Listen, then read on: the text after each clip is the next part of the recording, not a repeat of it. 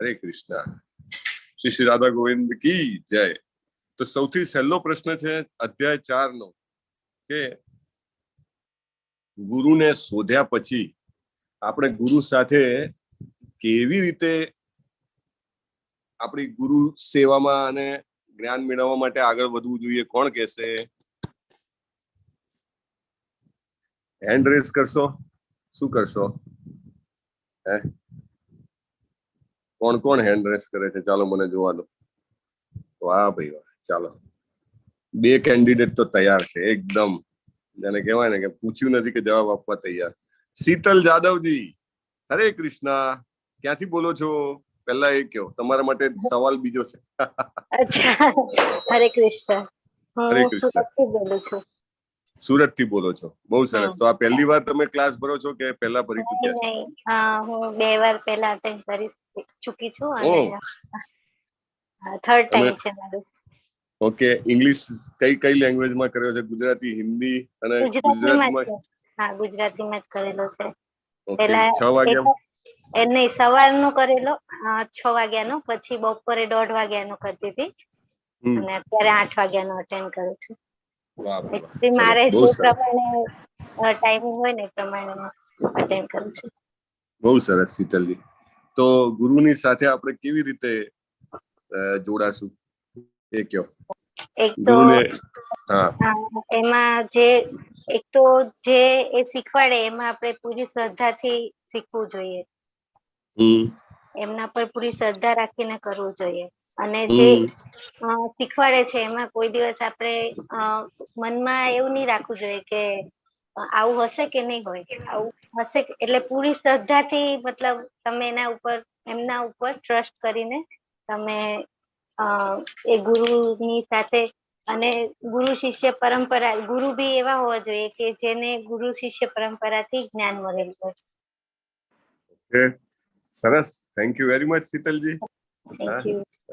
બહુ જ ધ્યાનથી સાંભળવું જોઈએ, શરણાગતિથી, અને ડાઉટ નહીં કરવો જોઈએ, અને ગુરુ પરંપરામાં હોવા જોઈએ. બરાબર છે.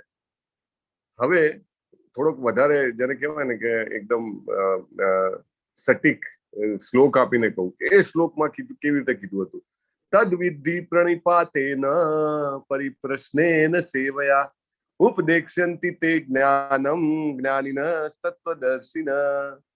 આ શ્લોક પ્રમાણે કહીએ તો ગુરુને કેવી રીતે આપણે એપ્રોચ કરવો જોઈએ?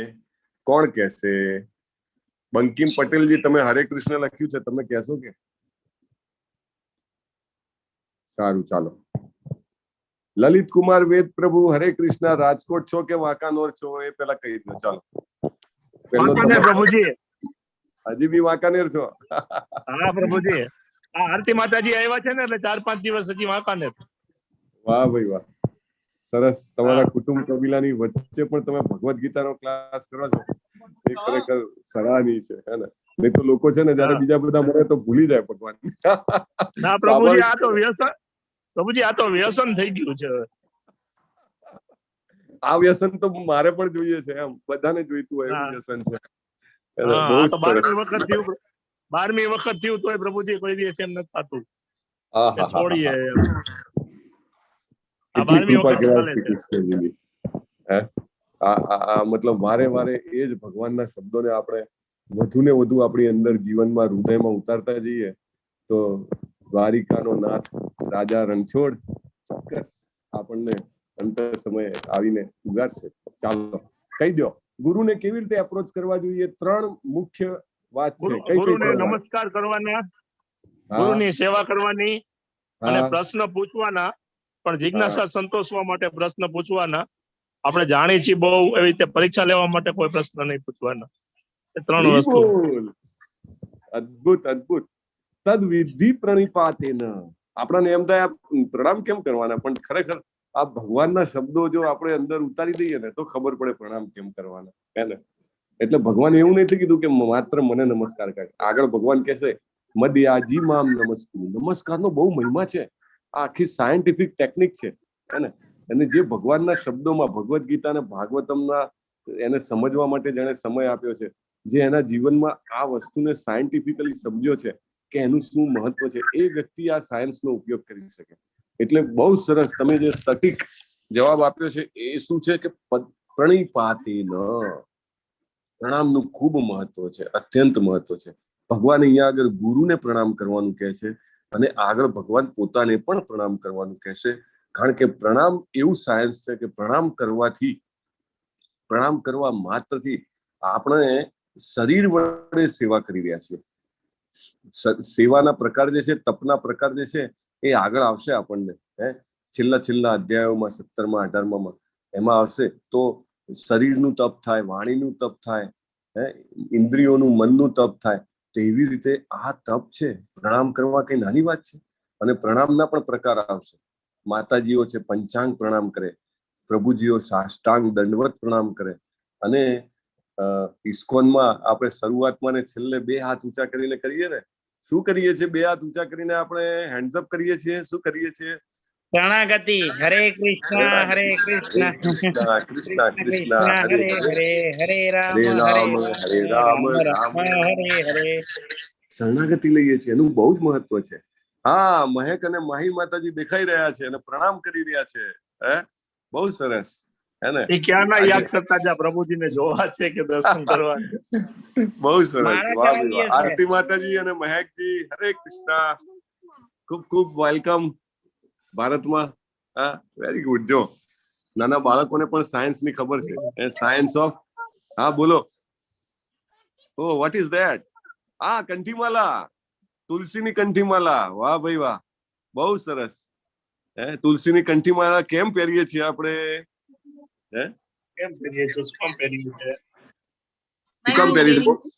બહુ સરસ લાગે છે નહીં? એટલે ને it's a fashion. It's a spiritual fashion. Okay, તુલસી માલા પહેરીએ એટલે આપણે આ બોડી આપી દીધું ને કૃષ્ણને, right? So this body belongs to Krishna. Okay, બહુ સરસ. Yes, thank you very much. બાળકો, હરે કૃષ્ણ. શ્રીલા પ્રભુપાદ, આપણે કોણે પ્રશ્ન પૂછ્યો હતો? એક માતાજી હતા, સિંગાપુર થી હતા, કદાચ 3જા અધ્યાયમાં જ એમને પ્રશ્ન પૂછ્યો હતો કે બાળકો પ્રત્યે આપણી શું જવાબદારી છે? તો બાળકો પ્રત્યે આપણી જવાબદારી છે કે બાળકોને જન્મ મૃત્યુ જરા વ્યાધિના ચક્રમાંથી છોડાવીએ. That is our responsibility. અને બાળકો નાના હોય એમને ખબર ના પડે, પણ આપણે એમને તુલસી માળા પહેરાવી શકીએ, આપણે એમને તિલક કરાવી શકીએ, આપણે એમને ભગવાનને ધરાવેલો પ્રસાદ ભોગ જે છે એ પ્રસાદ સ્વરૂપે આપી શકીએ. અને તો ચોક્કસ એ જન્મ મૃત્યુના ચક્રમાંથી બચી જશે, right? Isn't it very amazing? Why not to use this science? Anyway, coming back to the point, પ્રણામ કરવાના છે, પ્રશ્ન પૂછવાનો છે અને સેવા કરવાની છે. સેવા બહુ જ ઇમ્પોર્ટન્ટ છે લાઈફમાં, રાઈટ? તમે સેવા કરશો ને તમે પોતે અનુભવ કરશો જીવનમાં કે there is a change, right? There is a change, there is a drastic change. V must do service, બરાબર? અનેક પ્રકારની સેવા થાય. તનથી સેવા થાય, મનથી સેવા થાય, ધનથી સેવા થાય, જે કંઈ પણ હોય આપણી પાસે. અને ખરેખર સાંભળવું ને એ બી મોટામાં મોટી સેવા છે, રાઈટ? શ્રવણમ સૌથી મોટી સેવા છે. We must here. ઓકે, 4થા અધ્યાયમાં ભગવાને કીધું કે હું પૃથ્વી પર ક્યારે આવું છું? બહુ સરસ. વસંત ઋતુ હોય ત્યારે બધા જેને કહેવાય કે બિલકુલ ગરમી ના પડે, બિલકુલ બહુ વધારે ઠંડી ના પડે, અહીંયા આગળ બહુ ફરવાની મજા આવે ત્યારે આવું છું. ક્યારે આવે છે ભગવાન પૃથ્વી ઉપર? કોણ કહે છે? ધર્મસ્ય ગ્લાનિર્ભવતિ ભારત. અધર્મનો નાશ કરવા અને ધર્મની સ્થાપના કરવા. પરિત્રાણાય સાધુનામ વિનાશાય ચ દુષ્કૃતામ. ધર્મ સંસ્થાપનાથાય સંભવામિ યુગે યુગે. યુગે યુગે. વાહ વાહ વાહ. મેં પૂછ્યો પ્રશ્ન ગુજરાતીમાં અને જવાબ મને 2 ભાષામાં મળ્યો. ગુજરાતીમાં પણ મળ્યો અને સંસ્કૃતમાં પણ મળ્યો. હરી બોલ. ધીસ ઇઝ, આઈ મીન, જો ભક્તો સાથે રહેવાનો આ ફાયદો છે. શું ફાયદો છે? કે ભગવાનના શબ્દો આપણને રિપીટ કરીને સંભળાયા કરે, રાઈટ? અને એનાથી શું થાય? આ સાયન્સ જે છે, સ્પિરિચ્યુઅલ સાયન્સ, એ આપણને વધારે ને વધારે પ્રેક્ટિકલ લાગવા માંડે. નહીં તો આપણને એમ લાગે કે આ તો પેલું શું કહેવાય કે એવું જ્ઞાન છે કે ખાલી સાંભળ્યા કરવાનું, વ્યવહારિક નથી. ના, as we go near and near, જેટલું પણ આપણે એવા લોકોની સાથે રહીએ કે આ સાયન્સને ખરેખર ઇમ્પ્લિમેન્ટ કરતા હોય, તો એ સાયન્સ આપણને બહુ ઇઝી પડી જાય. બરાબર ને? તો ભગવાન ક્યારે આવે છે? તો પરિત્રાણાય સાધુનામ, પોતાના ભક્તોને જેને કહેવાય આનંદ આપવા માટે, એમને સંરક્ષણ કરવા માટે, વિનાશાય છે દુષ્કૃતમ, દુષ્કૃતિઓનો નાશ કરવા માટે.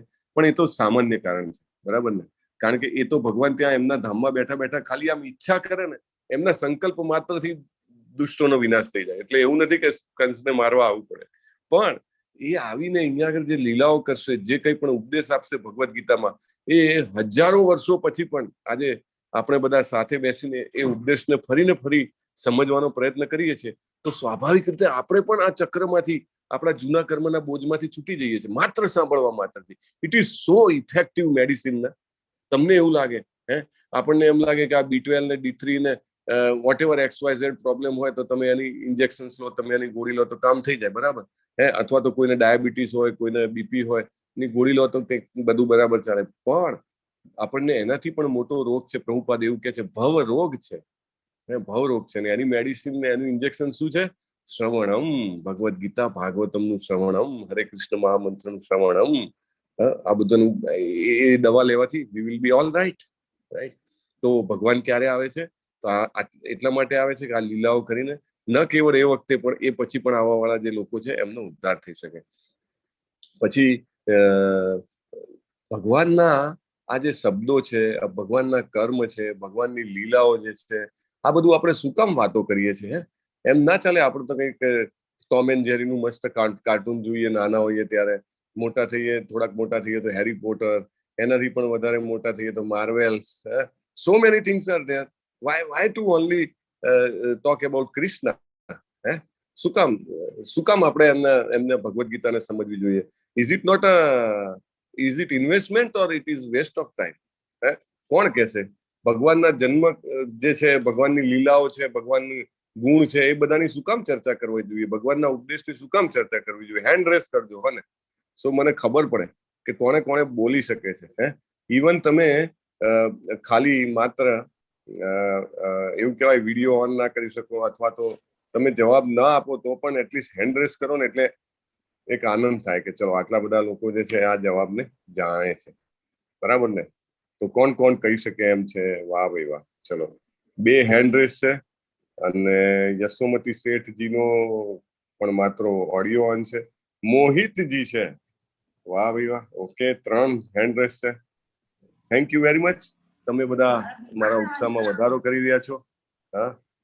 મોહિતજી ક્યાંથી બોલો છો? તમને પહેલો પ્રશ્ન એ છે. ચાલો, મને પૂછે પ્રભુજી? હું મોહિતજીને પૂછું છું. મોહિતજી જેમને હેન્ડ રેસ કર્યો છે એમને. હરે કૃષ્ણ. મોહિતજી, અનમ્યુટ કરતા આવડે છે તમને? નથી આવડતું. અનમ્યુટ નથી થતું એમને. શીતલ જાદવજી બોલો તો. હરે કૃષ્ણ. એમનાથી પણ અનમ્યુટ નથી. હા, બોલો બોલો. હરે કૃષ્ણ. ભાગવદ ગીતામાં એવું કહેવામાં આવ્યું છે કે આપણા જે ભગવાનનું નામ સ્મરણ છે, ભગવાનની વાતો છે, જે આપણા કર્મ છે ને, એ આપણે બીજો જન્મ લેશું ને ત્યાં પણ આપણી સાથે જ આવવાનો છે. તો જો આપણે આ જન્મમાં આપણે ભગવાનનું નામ સ્મરણ કરશું, એમની વાતો કરશું, એમના ગુણગાન ગાશું, એમની ભક્તિ કરશું, તો એવું નહીં કે કર્મના ફળ રૂપે નહીં, પણ એ આપણા સારા કર્મો છે એના એ રીતે લઈને આપણે આગલા જન્મનું ઇન્વેસ્ટમેન્ટ, તમે કહી શકો કે આગલા જન્મ માટે ઇન્વેસ્ટમેન્ટ કરીએ છીએ, એવું પણ કહી શકો છો. અથવા તો એવું કહી શકો કે આ જન્મમાં આપણી હારે હંમેશા કોઈ રહેવા વાળું છે ને, તો ખાલી કૃષ્ણ. તો એનું નામ સ્મરણ લો અને એના ઉપર જ બધું છોડી દો, એ જ બધું કરી આપશે તમને. તમારા દરેક પ્રશ્નનો જવાબ આપી દેશે. હરે કૃષ્ણ. Okay, good attempt. હા, જન્મ કર્મ ચ મે દિવ્યમ. બાકીનું વાક્ય પૂરું કરો. ચલો, કોણ પૂરું કરે છે? એવમ યો વેત્તિ તત્વત. ચાલો. ત્યક્ત્વા દેહમ પુનર્જન્મ. હવે છેલ્લું નહીં બોલું. પુનર્જન્મ ના મળે ને જન્મ મરણના ચક્કરમાંથી છૂટી જાય. અર્જુન, વાહ, બરાબર છે લલિતકુમાર પ્રભુ. તો ઇમ્પોર્ટન્ટ પોઈન્ટ શું છે? આ ભગવદ્ ગીતાના શબ્દો કેમ આપણે સાંભળવાના? કેમ લલિતકુમાર પ્રભુ 12મી વાર કરે છે? કેમ આરતી માતાજી 27મી વાર કરે છે? એનો એ જ કોર્સ છે. કોઈ મૂવી છે, ઘણા બધા મૂવી જોવા હોય, કોઈ 1 વાર, 2 વાર, 3 વાર, 5 વાર જોવે તો પછી કે બસ બહુ થઈ ગયું, રાઈટ? વાય? ભગવદ ગીતા આખી જિંદગી કરવાની છે. જ્યારથી કરવાનું શરૂ કરીએ ત્યારથી છેલ્લા દિવસ સુધી નિત્યમ ભાગવત સેવયા, નિત્યમ. ભાઈ, કારણ કે ભગવાન કહે છે મારા જન્મ અને કર્મ જે છે ને એ મુંડન નથી, એ ભૌતિક નથી, કેવા છે દિવ્યમ, ટ્રાન્સેન્ડેન્ટલ છે. રાઈટ? એ આખું આપણું જેને કહેવાય ને કે આ ભૌતિક આવરણ જે છે એને હટાવી દે છે. અને એવમ યો વ્યક્તિ તત્વત, એટલે જો આપણે એને વ્યવસ્થિત તત્વત જાણીએ તો શું થાય? ત્યક્ત્વા દેહમ, જયારે આપણે દેહ છોડવો પડશે, છોડવો તો પડશે જ નહીં, તો નક્કી છે. રાઈટ? એવું તો નથી કે આ દેહ ફોર એવર રહેવાનો છે. We will have to leave. કોઈ વ્યક્તિ એવો નથી થયો કે જેને દેહ ના છોડવો પડ્યો હોય, તો દેહ તો છોડવો પડશે. તો ભગવાન કહે છે જ્યારે આ દેહ છોડશે, when we will have to leave this body, this material body, ત્યક્ત્વા દેહમ પુનર્જન્મ નૈતિ, એનો પુનર્જન્મ આ ભૌતિક જગતમાં નહીં થાય. મામેતિ સો Arjun. Isn't it amazing? Right? Isn't it wonderful? તમને કોઈ એવી રસ્તો બતાવવામાં આવે છે કે ફરીથી આપણે પેલું એક મૂવી જોયું હતું, તમને ખ્યાલ હોય તો, કયું હતું? અગેન એન્ડ અગેન બર્થ, એવું નામ હતું એનું. શું નામ હતું Amrish Prabhu? Death again and birth again. Birth again, death again. And death again. Yes, amazing. એટલે ફરીથી નહીં આવવું પડે, નહીં તો માના પેટમાં બહુ જ ભયંકર ત્રાસ છે.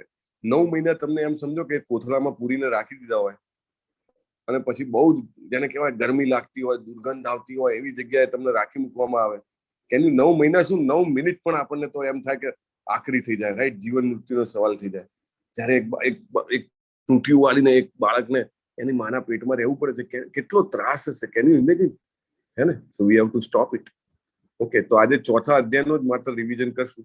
બીજું રિવિઝન હવે પછી કરશું, કારણ કે પહેલા 3 અધ્યાયનું આપણે 3 દિવસ રોજ રિવિઝન કરતા હતા. ઓકે, મનદીપ પ્રભુ, હરે કૃષ્ણ. હરે કૃષ્ણ પ્રભુ. શેરિંગ ચાલુ કરું પ્રભુ? હા, may I request you to please share the slide of chapter number કયો છે આજે? 5. અધ્યાય 5મો, કર્મયોગ. કૃષ્ણ ભાવના મૃતમાં. દેખાય છે સ્લાઇડ? વિઝિબલ છે. ઓકે, વિઝિબલ છે. It's going well. Thank you for sharing the slide Prabhu. Thank you for this seva. હા, આજે આ શક્ય નહોતું એટલે તમને વિનંતી કરી છે. ખૂબ ખૂબ ધન્યવાદ. મે બી કદાચ કાલે પણ જરૂર પડશે તો હું તમને કહીશ. ઓકે, ચાલો. 5મા અધ્યાયમાં કર્મયોગ ફરીથી આવે છે. કોઈને એમ થાય કે આ કર્મયોગ ફરીથી શું કામ આવ્યો? 3જા અધ્યાયમાં પણ કર્મયોગ આવ્યો હતો, કારણ કે ભગવાનને ખબર હતી કે ભવિષ્યમાં લોકો કર્મયોગના નામે, કર્મના નામે એટલા બધા જૂઠાણા ફેલાવશે ને. અરે તમે તમારું કામ કરો ને, હે એમ કે તમે કામ કરો, તમારી બુદ્ધિથી, શક્તિથી તમે જે કમાઓ, જે કંઈ મેળવો, મજા કરો. હે તમે કોઈનું ખરાબ ના કરી શકતા હો તો, સારું ના કરી શકતા હો તો કાંઈ વાંધો નહીં, ખરાબ નહીં કરવાનું. That is enough. આવું બધું સમજાવવા વાળા ઘણા છે.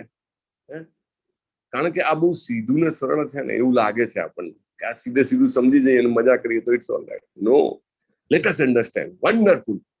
ચાલો, કૃષ્ણ ભાવના યુક્ત કર્મ. Let us start. Next slide Prabhu. તો અધ્યાય 5ની ઝાંકી, એનું શું કહેવાય કે નાનું ટ્રેલરમાં પહેલા શ્લોકમાં ફરીથી અર્જુનજી પૂછે છે, સંન્યાસ લઉં કે પછી હું યુદ્ધ કરું? પછીના 5 શ્લોકોમાં ભગવાન બહુ જ ક્લિયરલી, જેને કહેવાય ને કે દૂધનું દૂધ, પાણીનું પાણી કરી નાખે છે. શું કે છે? કર્મયોગ જે છે એ સંન્યાસ કરતા સરળ છે, શ્રેષ્ઠ છે. કામ કરતા જ રહેવું જોઈએ, છોડવું જોઈએ નહીં. બીજું, નિષ્કામ કર્મ બંધનમાંથી મુક્ત કરે છે. એના માટે ભગવાન 10 શ્લોકોનો ઉપયોગ કરે છે. નિષ્કામ કર્મ બંધનમાંથી મુક્ત કરે છે, એટલે કેવી રીતે કરવું એ ખબર પડશે. અને પછી મુક્તિ કેવી રીતે મેળવવી ભગવાન એ શીખવાડે છે. સર્વોચ્ચ જે છે પૂર્ણ પુરુષોત્તમ પર આપણે ધ્યાન કેન્દ્રિત કરીને મુક્તિ મેળવી શકીએ છીએ.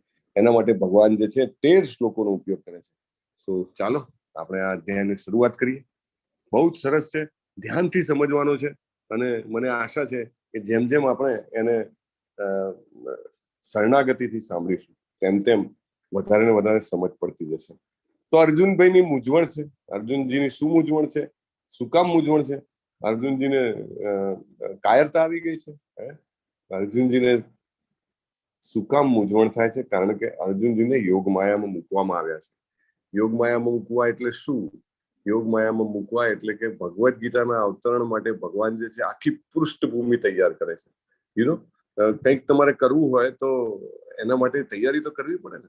ભગવદ્ ગીતાને આ ધરાતલ પર લાવવા માટે ભગવાન આખું ગ્રાઉન્ડ તૈયાર કરે છે. Late us C. Yes, next પ્રભુ.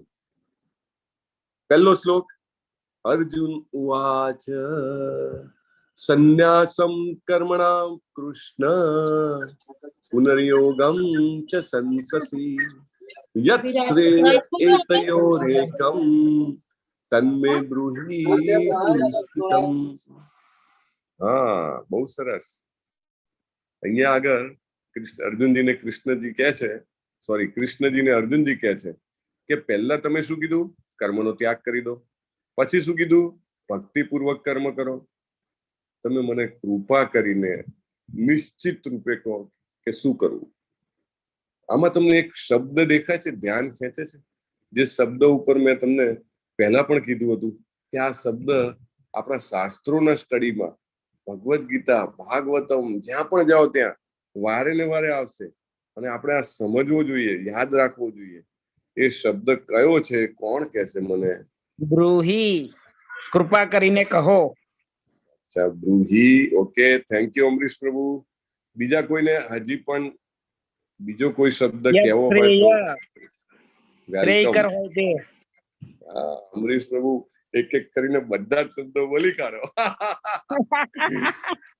ઓકે, યત શ્રેય. વાહ, સરસ. શ્રેય એટલે શું છે અમરીશ પ્રભુ? શ્રેયકર હોય, લોંગ ટર્મ બેનિફિટ હોય. Long term benefit. Very nice. તો આ શબ્દ અર્જુનજી વારે વારે યુઝ કરે છે આપણને બધાને બતાવવા માટે કે હંમેશા શોર્ટ ટર્મ નહીં વિચારવાનું. We should think about long term. Why? Long term શું કામ ઇમ્પોર્ટન્ટ છે? આપણને એવું લાગે કે આ તુરંત ફાયદો કરી જાય તો સારું. કારણ કે આપણે જે છીએ, આપણી આંખો અથવા આપણી નજર અથવા આપણી દ્રષ્ટિ અથવા આપણું વિઝન જે છે બહુ જ લિમિટેડ કરીએ છીએ. આપણને એવું લાગે છે કે આ જન્મ અથવા તો અત્યારનો જે સમય છે એમાં જે મળે બેસ્ટ બધું લઈ લઉં. ના, આપણે શાશ્વત છીએ. ભગવાને આગળ પણ કીધું અને ભગવાન કહેતા જ રહેશે, મમઈ વાંસો જીવ લોકે જીવ ભૂત સનાતન. ભગવાને કીધું છે આપણે સનાતન છીએ, આપણે શાશ્વત છીએ.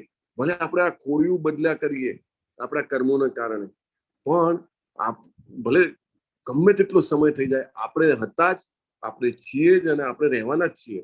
એટલે આપણે ક્યારેય, જેને કહેવાય ને કે ખોટનો સોદો કરવો જોઈએ નહીં. હંમેશા એ વિચારવાનું કે આ મારું ખરેખર અલ્ટિમેટ બેનિફિટ છે કે નહીં. then I will decide to do. એટલે બહુ જ ઇમ્પોર્ટન્ટ છે. અર્જુનજી વારે વારે કૃષ્ણજીને કહે છે, એના દ્વારા આપણે બધાને, જેને કહેવાય ને કે આંગળી કરી રહ્યા છે કે ભાઈ વિચારો. તમારે શોર્ટ ટર્મ કે બહુ જેને કહેવાય ને કે બેડ બાર્ગેન કરવાનું નહીં. આપણે પરફેક્ટ, શું મારો ફાયદો છે, what is going to help me. તમે બધા દાખલા તરીકે અત્યારે નિશ્ચય કર્યો છે કે અમારે ભગવદ્ ગીતા માટે ઇન્વેસ્ટ કરવો જ છે, શ્રવણમ કરવું જ છે, ચર્ચા કરવી જ છે 1 કલાક માટે. કેટલા લોકો આવું કરી શકે છે? How many can do that? Very few can do that, right? ગમે તેવા સમયમાં, દાખલા તરીકે તમે અહીંયા જુઓ છો, ઘણા લોકો જે છે ફેમિલી ફંક્શનમાં છે, ઘણા બધાના ઘરે પોતાના પ્રિય, જેને કહેવાય સ્વજનો આવેલા છે. આપણે હમણાં જ જોયું અહીંયા આગળ ઘણા બધા લોકો જે છે એ વીકેન્ડ છે એટલે ક્યાંક ને ક્યાંક બહાર નીકળ્યા હોય. સ્ટીલ દે આર આમાંથી આવવા વાળા કેટલા? These are all committed people. કારણ કે એમને ખબર છે ફાયદો શેમાં છે. જેને ખબર ના હોય એ સ્વાભાવિક છે કે એ બાદછોડ કરી શકે કે ઓકે, હું આમ નહીં આમ કરીશ, અત્યારે નથી કરવું, તો વિડીયો જોઈ લઈશ. That's all right. પણ જેને ખબર છે સાચી, અને બીજો, તમે જયારે વિડીયો જુઓ છો ત્યારે એ થોડુંક impersonal થાય છે, right? it's a kind of impersonal, અવ્યક્તિગત.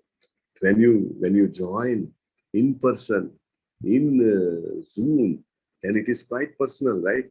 હું તમારા નામ જોઈ શકું છું, તમે મને જોઈ શકો છો, અને ઓન ધ સ્પોટ જે બોલાય એ સાંભળી શકો છો, તમે જવાબ આપી શકો છો, તમે પ્રશ્ન પૂછી શકો છો. તો ઇટ ઇઝ ક્વાઇટ પર્સનલ. અને ભગવાન જે છે ને એ પર્સનલિસ્ટિક છે. ભગવાન વ્યક્તિગત છે. ભગવાને કોઈ પણ વ્યક્તિ બોલાવે, સમજો કે આ પૃથ્વી પર 700 કરોડ લોકો છે, 700 કરોડ લોકો એક સાથે જો ભગવાનને યાદ કરે, તો એવું નથી કે ભગવાન એક સાથે વાત કરે છે એટલે બીજા સાથે પેલી લાઈન બીજી આવે. ये लाइन कृपया व्यस्त है, कृपया थोड़ी देर के बाद डायल करें, એવું નહીં.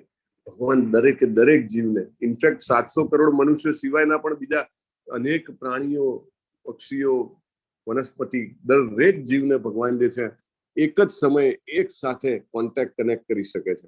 એટલે હી ઇઝ નોટ લાઈક અસ. બરાબર ને? તો અહીંયા આગળ આપણે એ સમજવાનું છે કે આપણે આપણું કલ્યાણ જ વિચારવાનું છે. What is my ultimate benefit? જો અલ્ટિમેટ બેનિફિટ ના હોય તો આપણે એ કામ કરવું જોઈએ નહીં. ચાલો નેક્સ્ટ. અર્જુનની ગેરસમજ થવાનું શું કારણ હતું? તો અહીંયા આગળ આવે છે કે ભગવાને કીધું કે માનસિક તમે કોન્કોક્શન કરો એના કરતા ભક્તિમય સેવા શ્રેષ્ઠ છે. બીજા અધ્યાયના 11 થી 30 શ્લોકમાં અર્જુનને કીધું આપણે શરીર નથી, આત્મા છીએ. હવે અર્જુન કે આત્મા છીએ તો પછી કામ કરવાની શું જરૂર છે? આત્માને તો ક્યાંક કઈ ખાવા પીવા રહેવા કરવાની જરૂર છે, તો હું શું કામ કરું? પછી પાછું 31 થી 37 શ્લોકમાં કીધું કે ભાઈ તમારી નિયત ફરજ શું છે. ફરીથી 42 થી 45 કીધું કે આત્મા જે છે સકામ કર્મોને કારણે ફસાઈ જાય છે. પછી પાછું 46 થી 53 ભક્તિમય સેવા દ્વારા આ ઉપાધિમાંથી છૂટવાની આખી પ્રોસેસ સમજાવી. ત્રીજા અધ્યાયમાં 17 શ્લોકમાં જ્ઞાન જેના પાસે હોય એના માટે કોઈ કાર્ય રહેતું નથી એવું સમજાવ્યું. અર્જુન કે તો જ્ઞાન લઈ લઉં તો સારું ને, તો આ લડવું ના પડે, લોકોને મારવા ના પડે. પછી પાછું અધ્યાય 4ના 33 શ્લોકમાં કીધું કે તમામ પ્રકારના ત્યાગ છે એ જ્ઞાનમાં પરિણમે છે. એટલે અર્જુન કે હું આ યુદ્ધનો ત્યાગ કરી દઉં તો મને પણ જ્ઞાન મળી જાય. બહુ સરસ ને. એનીવે, તો પછી 4થા અધ્યાયના છેલ્લા શ્લોકમાં અર્જુનને કીધું કે ઉભો થા અને લડ. એટલે અર્જુન મૂંઝવણમાં મુકાયો કે ઘડીકમાં ભગવાન એવું કે છે કે લડ અને ઘડીકમાં કે છે જ્ઞાન મેળવ, કરવું શું? ચાલો નેક્સ્ટ. સાચું અને સારું શું છે? સંન્યાસ લઈ લઉં કે હું કર્મયોગ કરું? તમને અહીંયા આગળ દેખાય છે કે એક વ્યક્તિ બધું છોડીને પર્વતોની વચ્ચે પહોંચી ગયો છે. થોડાક જ સમયમાં એમની સાથે જે એનું મન ગયું છે ને, એને સંસારના વિચારો આવવા મળે પાછા. ભલે ગમે ત્યાં જાય, મન તો પોતાની સાથે લઈ જાય છે ને. ચેતના તો એની જ છે ને, ચેતનામાં પરિવર્તન આવ્યું છે. અને બીજો એક વ્યક્તિ છે કે જે દાખલા તરીકે અહીંયા ઇસ્કોનના ભક્ત દેખાય છે. આ ભૌતિક જગતની વચ્ચે રહીને, રાઈટ, જેવી રીતે જીભ 32 દાંતની વચ્ચે રહે છે. વિભીષણજી જેમ રહેતા હતા લંકામાં. એવું નથી કે આપણે બીજા બધાને રાવણ કહેવા છે, પણ ઇમ્પોર્ટન્ટ પોઈન્ટ એ છે કે હુ ઇઝ બેટર. અહીંયા આગળ એક વ્યક્તિ પ્રયત્ન કરી રહી છે શ્રીલા પ્રભુપાદના ભગવદ્ ગીતા, ભાગવતમ બધા પુસ્તકોનું ડિસ્ટ્રીબ્યુટ કરવાની, અને બીજી વ્યક્તિ જે છે સમાજથી દૂર જઈને જાય છે. કોણ સાચું કરે છે? ચાલો, કોણ જવાબ આપશે? હેન્ડ રેઝ કરો અથવા ઝૂમમાં લખો, ઝૂમમાં ચેટબોક્સમાં લખો. ઓકે, હેમા ઉપાધ્યાયજી લખે છે અવાજ ક્લિયર નથી આવતો, વિડીયો પણ સ્ટોપ થઈ જાય છે. અમરીશ પ્રભુ, આવું કઈ થાય છે? આજે નેટવર્કમાં થોડો પ્રોબ્લેમ રહેશે. પ્રોબ્લેમ નથી છે. અચ્છા, એવું હવે ક્લિયર છે પ્રભુજી, બંને ક્લિયર છે ને? હા હા, થેન્ક યુ. ચિન્મય એસજી કહે છે સેકન્ડ ઓપ્શન ઇઝ ગુડ. ઓહ, ચિન્મયજી ક્યાંથી લખો છો તમે? બોલો છો એવું તો ના કહેવાય. ઓકે, સો યસ, ઇમ્પોર્ટન્ટ પોઈન્ટ છે કે બીજો વ્યક્તિ વ્યવસ્થિત લાગે છે. શીતલ જાદવજી લખે છે કર્મયોગ. કિંજલ પ્રજાપતિજી લખે છે કર્મયોગ. પણ કર્મયોગ એટલે આ બે ચિત્રમાંથી કયું ચિત્ર? Which picture you are talking about? Please make it clear. બરાબર, આ જે પહેલી વ્યક્તિ કરે છે એ પણ કર્મયોગ છે કે નહીં? તમારે બહુ જવાબ ભાઈ છે ને, ગોળ નહીં આપવાનો. Okay, now they are making it clear. કિંજલજીએ લખ્યું છે કે second picture. Okay, right side P. બરાબર છે ચિન્મયજી? યસ. તો તમારી વાત એકદમ સાચી છે. We can not go here or there. આપણે બહુ ક્લેરિટી હોવી જોઈએ કે અહીંયા આગળ રહીને જે કામ કરે છે એ જ બેટર છે. પ્રભુપાદે બહુ જ સરસ કીધું છે. શું કીધું છે? પ્રભુપાદે કીધું છે કે without preaching ISKCON will be useless. આપણે કેમ ભગવદ્ ગીતાના આટલા બધા ક્લાસ ચાલ્યા કરે છે? કેમ રોજ જે ભાગવતમના ક્લાસ હોય છે? કેમ 150 જેટલા ટીચરો રોજ જે આટલા બધા ક્લાસ લે છે? કેમ 500-550 વોલેન્ટિયર્સ રોજ જે પોતાના જીવનનો મહત્વનો સમય કાઢીને આમાં ઇન્વેસ્ટ કરે છે ઇસ્કોન શ્રી રાધા ગોવિંદા મંદિર તરફથી? કેમ આટલી બધા ટીચર્સ ટ્રેનિંગ કોર્સ ચાલે છે? અત્યારે કલ્પનાજી પાદ પ્રભુ ટીચર્સ ટ્રેનિંગમાં ગયા છે. કેમ યાત્રાઓ કાઢવામાં આવે છે? આપણા કીર્તિકુમાર બારૈયા પ્રભુ શોભા માતાજી, લીનાજી બધા યાત્રામાં જવાના છે. વાય પ્રભુપાદે કીધું છે without preaching ISKCON will not be functioning well. Preaching is very important. એટલા માટે પ્રભુપાદે કીધું છે we are not ભજનાનંદી, we are ગોષ્ઠાનંદી. That means what? કે જે કંઈ પણ જ્ઞાન આપણને મળે આપણી ફરજ છે એટલીસ્ટ એક વ્યક્તિને આપીએ. તમારા ઘરમાં તમારી સાથે તમારા બાળકો હોય, તમારા સ્પાઉસ હોય, તમારા નેબર્સ હોય, તમારા રિલેટિવ્સ હોય, તમારા સોશિયલ કનેક્શન્સ હોય, તમારા પ્રોફેશનલ કનેક્શન્સ હોય, ક્યાંય પણ we must do. Yes Vanita ગોંડલિયાજી, સાચી વાત છે તમારી. બીજું પિક્ચર એ બહુ જ મહત્વનું છે, બરાબર ને? એટલે અહીંયા જ રહેવાનું છે, કશું છોડીને જવાનું નથી. લોકો આજકાલ ઘણા બધા આપઘાત વધી ગયા છે, રાઈટ? ઘણા બધા ઘર છોડીને જાય છે. બહુ જ ક્લિયરલી પ્રભુપાદે એમના તમે યથારૂપમાં જુઓ ને તો બહુ જ ક્લિયરલી કહી દીધું છે please don't leave your position. 18મા અધ્યાયમાં તો પ્રભુપાદ એવું કહે છે કે દાખલા તરીકે કોઈ વ્યક્તિ નવો ભગવદ્ ગીતાના ચેપ્ટર વાંચવામાં આવતો હોય અથવા તો ભગવદ્ ગીતાના ક્લાસમાં આવતો હોય તો પ્રભુપાદે લખ્યું છે ઇવન કાળા બજારી વ્યક્તિ હોય કે જેને જીવવા માટે કાળા બજાર કરતું હોય, દેટ મીન્સ કે આમ જોવા જાવ તો એ ખરાબ કરે છે, બરાબર? પ્રભુપાદ કહે છે કે એને પોતાનું કર્મ ઇમિડિયેટલી છોડવાનું નથી. રાઇટિંગમાં છે, right? You will see chapter 18. So what does that mean? જે કરતા હોય કરતા રહીને કૃષ્ણ ભાવના મૃતનો વિકાસ કરવાનો છે, રાઈટ? જેવી રીતે હમણાં લલિત કુમાર પ્રભુએ કીધું ને, it has become like A habit. It has become like તમને એમ કીધું વ્યસન થાય છે એવું. ભગવદ્ ગીતા ભાગવતમ સાંભળવાનું, બોલવાનું અને બીજાને પહોંચાડવાનો સંદેશ, દેટ ઇઝ ધ કર્મયોગ, રિયલ કર્મયોગ. કારણ કે કૃષ્ણ ભાવના મુક્ત કર્મ છે, રાઈટ? કામ વ્યક્તિ એ જ કરતો જણાય. ઓફિસમાં 2 જણા કામ કરતા હોય, બંને જણા એ જ કામ કરે છે, પણ એક વ્યક્તિ જે છે એની કામ કરવા પાછળની ભાવના હોય કે કૃષ્ણજીએ મને આ જગ્યાએ મૂક્યો છે એટલા માટે હું કામ કરું છું, એટલા માટે હું આ બિઝનેસ કરું છું, એટલા માટે હું ભણું છું, અથવા એટલા માટે હું ગૃહિણી તરીકે અહીંયા સેવા આપું છું, because Krishna wanted me to do that. સેન્ટરમાં કૃષ્ણ છે. ખાવાનું બનાવું છું તો કે કૃષ્ણ માટે, ક્લિનિંગ કરું છું તો કે this house doesn't belong to me, this belongs to Krishna, right? પછી ઓફિસ જઉં છું, હું પૈસા કમાઉં છું તો I am doing it for Krishna, right? Everything. આ શરીરને મેન્ટેન કરવું પડે, એને ચોખ્ખું રાખવું પડે, એને એક્સરસાઇઝ કરવી પડે. For what? For serving to Krishna, right? That is called real karma yoga. Anyway, let's go forward. મંદિર પ્રભુ, યસ.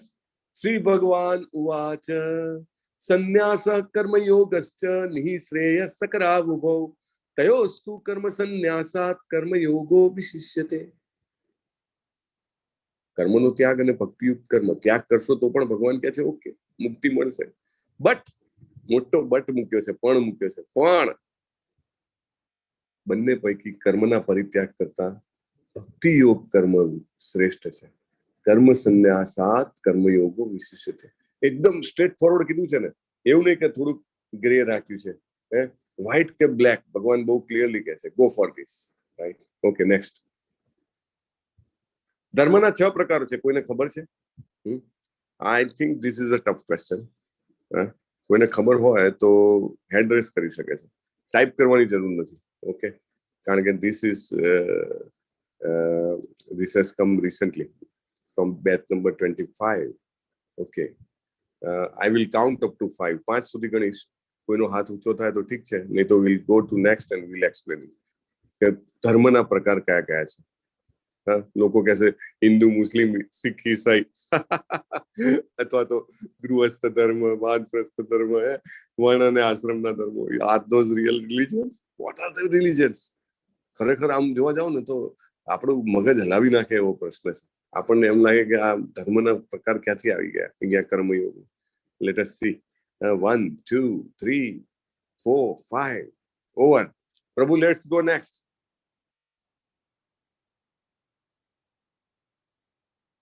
ચાલો, ઝૂમમાં પણ નથી આવેલું.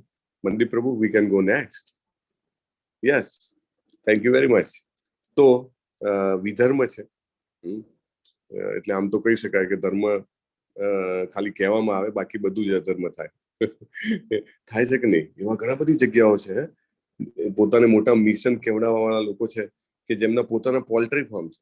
તો તમે ગૂગલ પર સર્ચ કરો તો આખું વિશ્વવ્યાપી મિશન કહેવાય. પોતાના poultry farm means they will nurture the kittens અને they will sell it. એટલે અધર્મ. પછી પરાધર્મ કે જેમાં જે તદ્દન ધર્મના સિદ્ધાંતોથી વિરુદ્ધ હોય. એ કે આમ કરો તેમ કરો ફલાણું કરો ઢીકણું કરો, પણ it is completely against the principles of religions. જે આપણને શાસ્ત્રોમાં કહેવામાં આવ્યું છે એનાથી તદ્દન વિરુદ્ધ.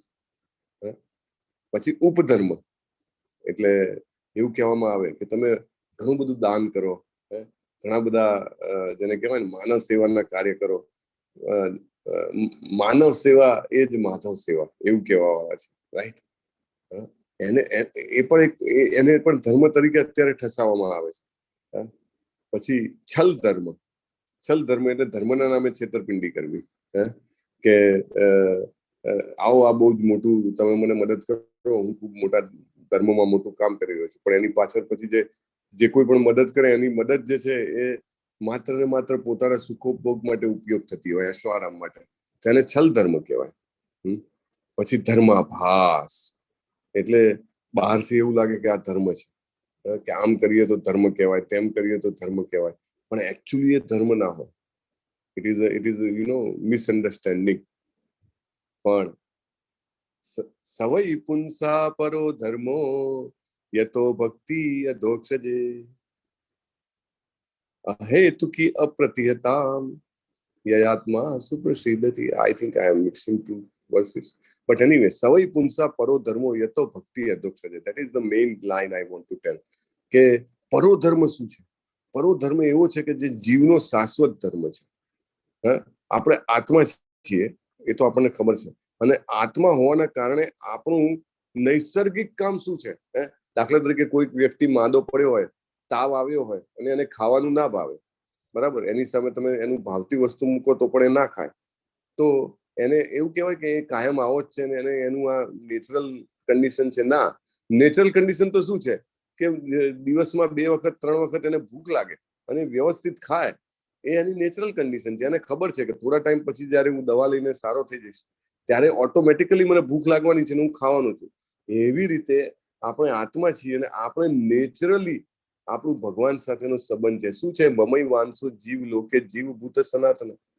આપણે ભગવાનના અંશ છીએ, અને જે કોઈ પણ અંશ હોય એની ફરજ છે કે જેના અંશ હોઈએ એની સેવા કરવી. Right? Isn't it quite logical? હંમેશા અંશની ફરજ હોય છે કે અંશી એટલે કે જેમાંથી અંશ ઉત્પન્ન થયો હોય એની સેવા કરવાની. સો આત્માનો શાશ્વત ધર્મ શું છે? તો આત્માનો શાશ્વત ધર્મ છે કે પૂર્ણ પુરુષોત્તમ પરમેશ્વરની સેવા કરવી. દેટ ઇઝ અ પરો ધર્મ. ભાગવતમમાં આવે છે સવૈ પુંસામ પરો ધર્મો યતો ભક્તિ અધોક્ષજે. તો ભક્તિ જે છે, ભક્તિમય સેવા અધોક્ષજની. અધોક્ષજ એટલે કોણ છે? કોણ એક જ વ્યક્તિ છે જેને અધોક્ષજ કહી શકાય છે? ભગવાન શ્રી કૃષ્ણ. ભગવાન શ્રી કૃષ્ણ. અને અધોક્ષજ સંધિ છૂટી પાડીએ તો અધો વત્તા અક્ષર એટલે કે અક્ષ એટલે આંખો, આંખોને ફર્ધર એનલાર્જ કરે તો કે ઇન્દ્રિયો. ઇન્દ્રિયોથી જેમને સમજી શકાય એવા નથી, ઇન્દ્રિયોની પરે છે. આપણે આ ઇન્દ્રિયો છે, આપણને એમ થાય મારી દ્રષ્ટિથી દેખાય તો જ હું માનું, પણ આપણી દ્રષ્ટિમાં ઘણો દોષ છે. આપણે આગળ જોશું કયા કયા પ્રકારના દોષ છે. પણ એનીવે ઇમ્પોર્ટન્ટ પોઈન્ટ ઇઝ કે જે ઇન્દ્રિયોથી પરે છે એવા ભગવાન શ્રી કૃષ્ણ છે. અને લોકો ગમે તેટલું ઘણી વાર છે ને ઘણા પ્રકારના યજ્ઞ, દાન, તપ અને અમુક વિધિઓ કરતા હોય તો એ ક્યારેક પોતાની ઇન્દ્રિયોથી દેવી દેવતાઓને પણ જોઈ શકે છે અથવા તો સમજી શકે છે, પણ ભગવાન જે છે એ ઇન્દ્રિયોની પરે છે, ભૌતિક ઇન્દ્રિયોની પરે છે. એટલે એવા ભગવાનની સેવા કરવી એ આપણો આત્મા તરીકેનો ધર્મ છે, એટલે એને પરો ધર્મ કીધેલો છે. યસ, નેક્સ્ટ પ્રભુ. તો શું માનવ સેવા અને માધવ સેવા સરખી કહેવાય? તમે માણસોને ભૂખ લાગી હોય ત્યાં આગળ તમે ખાવાનું પીશો, તમે એમને વસ્ત્ર દાન કરો, તમે એમને કમાવાની તક આપો. Is it same as serving to Krishna or not? કોણ કહેશે? હેન્ડરેસ કરવાનો છે, હે ને? આ બહુ જ મહત્વનો પ્રશ્ન છે, અને આ પ્રશ્ન આપણે જીવનમાં વારે વારે સમજવો જોઈએ, પોતાની જાતને પૂછવો જોઈએ, અને બીજાને પણ પૂછવો જોઈએ, અને બીજાને પણ આપણે આ ક્લેરિટી આપવી જોઈએ. કારણ કે આજકાલ જે છે એ આ વસ્તુ જે છે બહુ જ જેને કહેવાય કે મોટા પાયે સમજાવવાનો પ્રયત્ન કરવામાં આવે છે. દીપ્તિજી, હરે કૃષ્ણ. ક્યાંથી બોલો છો દીપ્તિજી? હેન્ડ રેસ કર્યો છે એટલે પૂછું છું. હરે કૃષ્ણ સર. હરે કૃષ્ણ. બોલો બોલો. વડોદરા ગુજરાતી. પહેલી વાર કરો છો ક્લાસ? ના સર, પણ હું કશું સાથે ચેટિંગમાં નથી હોતી, કેમ કે ઓફિસ ને બધું ભેગું થઈ જાય છે ને, એટલે હું સાંભળું છું, શ્રોતાગણમાં હતી અત્યાર સુધી. બહુ સરસ. તો તમે હવે શ્રોતામાંથી આગળ ચર્ચા કરવામાં આવી ગયા છો. હા, તમારો આભાર સર. બહુ સરસ. ઓલ ગ્લોરીઝ ટુ શીલા પ્રભુપાદ. બહુ સરસ. તો આ પ્રશ્ન વિશે તમારું શું માનવું છે? કયો સર. માનવ સેવા અત્યારે તો એ જ છે, માનવ સેવા એ પ્રભુ સેવા જ છે. આપણે જેટલું બને એટલું એકબીજાની મદદ કરીએ તો એ ભગવાન એનાથી રાજી જ રહેશે, સારું જ થશે એમ. ભગવાનને પ્રત્યક્ષ તો નથી જોઈ શકતા કે નથી કશું કરી શકતા, પણ જેટલું માણસ માટે સારું કરીશું એ ઉત્તમ જ છે. સરસ, ધન્યવાદ. તમારા કરવા બદલ ખૂબ ખૂબ ધન્યવાદ. Yes, thank you. હા, ચાલો. હજી કોઈને કેવું હોય તો હજી અમરીશ પ્રભુએ પણ હેન્ડ રેસ કરેલો છે અને બીજા કોઈએ પણ હેન્ડ રેસ નથી કર્યો. બેલા શાહજી આવ્યા છે પણ એમને પણ હેન્ડ રેસ કર્યો શાહજી અને બાપુ શ્રી અમરસિંહજી અને ઓકે, ચાલો, 3 જણાના હાથ રેસ થઈ ગયા છે. હા, લલિત કુમાર વેદ પ્રભુ બોલો. માનવ સેવા એ જ માધવ સેવા છે, સમાન છે.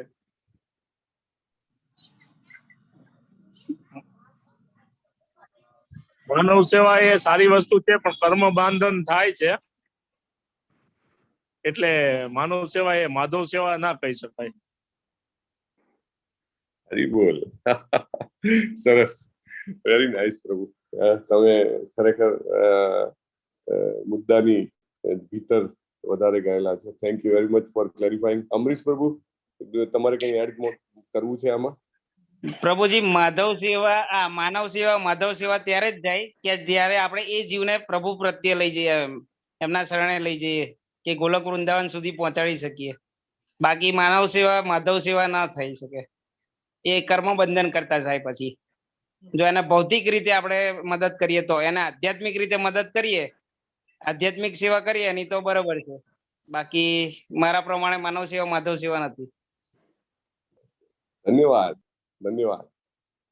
બહુ જ કોન્ટ્રાડિક્ટિંગ વ્યૂઝ મળ્યા છે આપણને, અને ખરેખર આમ જોવા જાવ ને તો કશું જ આમાં ખોટું નથી. એવું નથી કહેવામાં આવતું કે ખોટું છે, પણ ખરેખર એ એટલું શ્રેષ્ઠ નથી એ કહેવામાં આવે છે. નેક્સ્ટ સ્લાઇડમાં જાઓ પ્રભુ. I think we are coming to the pin point. એક બહુ સરસ ઘટના છે આ ઘટના જે છે એ જેને કહેવાય ને કે આપણા શાસ્ત્રોમાં આપેલી એકદમ પરફેક્ટ ઉદાહરણ છે, જે આપણે ભાગવતમોમાંથી આ બધા ઉદાહરણ મળે છે. રાજા નિમિ કરીને એક મહાન સમ્રાટ હતા. સમ્રાટ આખી પૃથ્વીના સમ્રાટ હતા. જુઓ, એક વસ્તુ સમજવા જેવું છે. પહેલા જે સંચાલન હતું ને, એ અત્યારે જેમ 200, 250, 300 જેટલા બી દેશો છે એવી રીતે વિભાજિત નહોતું, રાઈટ?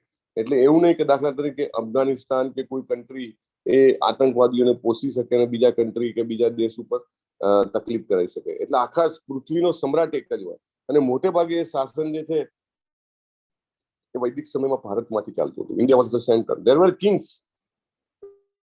પણ there was only one empire who was ruling entire world, right? Anyway, આપણે કાલે થોડી ચર્ચા કરી હતી.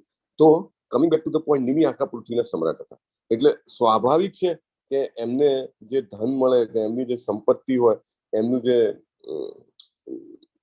જે અર્થ હોય એ સૌથી વધારે, અને એમને જબરજસ્ત એને કહેવાય કે ચાહો જલાલીમાં જીવતા હતા.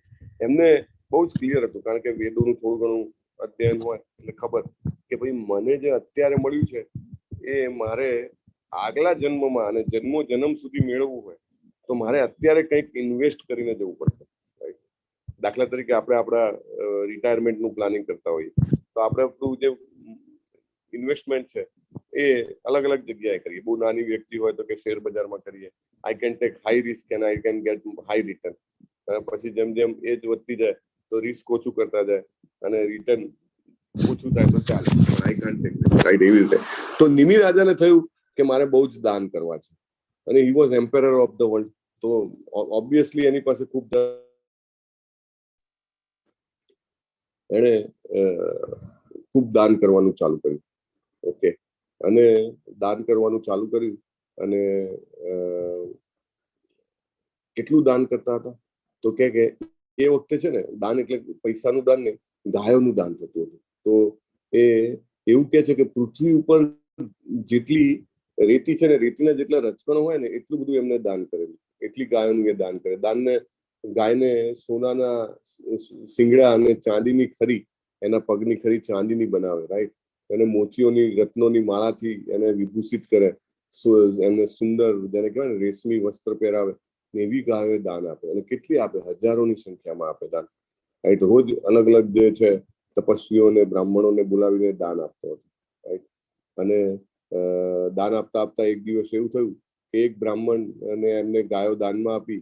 પછી એક બ્રાહ્મણ જે છે ગાયો લઈને જતો રહ્યો અને રાત્રે બ્રાહ્મણે જ્યાં ગાયો રાખી હતી ત્યાંથી એક ગાય ત્યાંથી છૂટીને અને પાછી રાજાએ જ્યાં ગૌશાળામાં રાખેલી હતી ત્યાં પાછી આવી ગઈ. હવે રાજાએ બીજે દિવસે બીજા વ્યક્તિને દાન માટે બોલાવેલો. એને પણ એને આવી રીતે સોનાના શિંગડા અને ચાંદીની ખરીઓ વાળી જ્ઞાન જે છે ગાય જે છે એને દાનમાં આપીને એમાં જે પેલી પાછી આવેલી ગાય હતી ને એ જતી રહી. હવે જે પહેલો બ્રાહ્મણ હતો એને ખબર પડી કે એક ગાય ઓછી છે એટલે શોધતો આવ્યો. ખબર પડી કે એ ગાય તો રાજાની ગૌશાળામાં પાછી ગયેલી હતી. એટલે રાજાને મળ્યો. રાજાને કીધું કે મારી ગાય પાછી આપો. રાજાએ તપાસ કરાવીને ખબર પડી કે એ ગાય તો બીજાને આપી દીધી છે. રાજાને ખબર પડી કે હવે તો પ્રોબ્લેમ થઈ ગયો.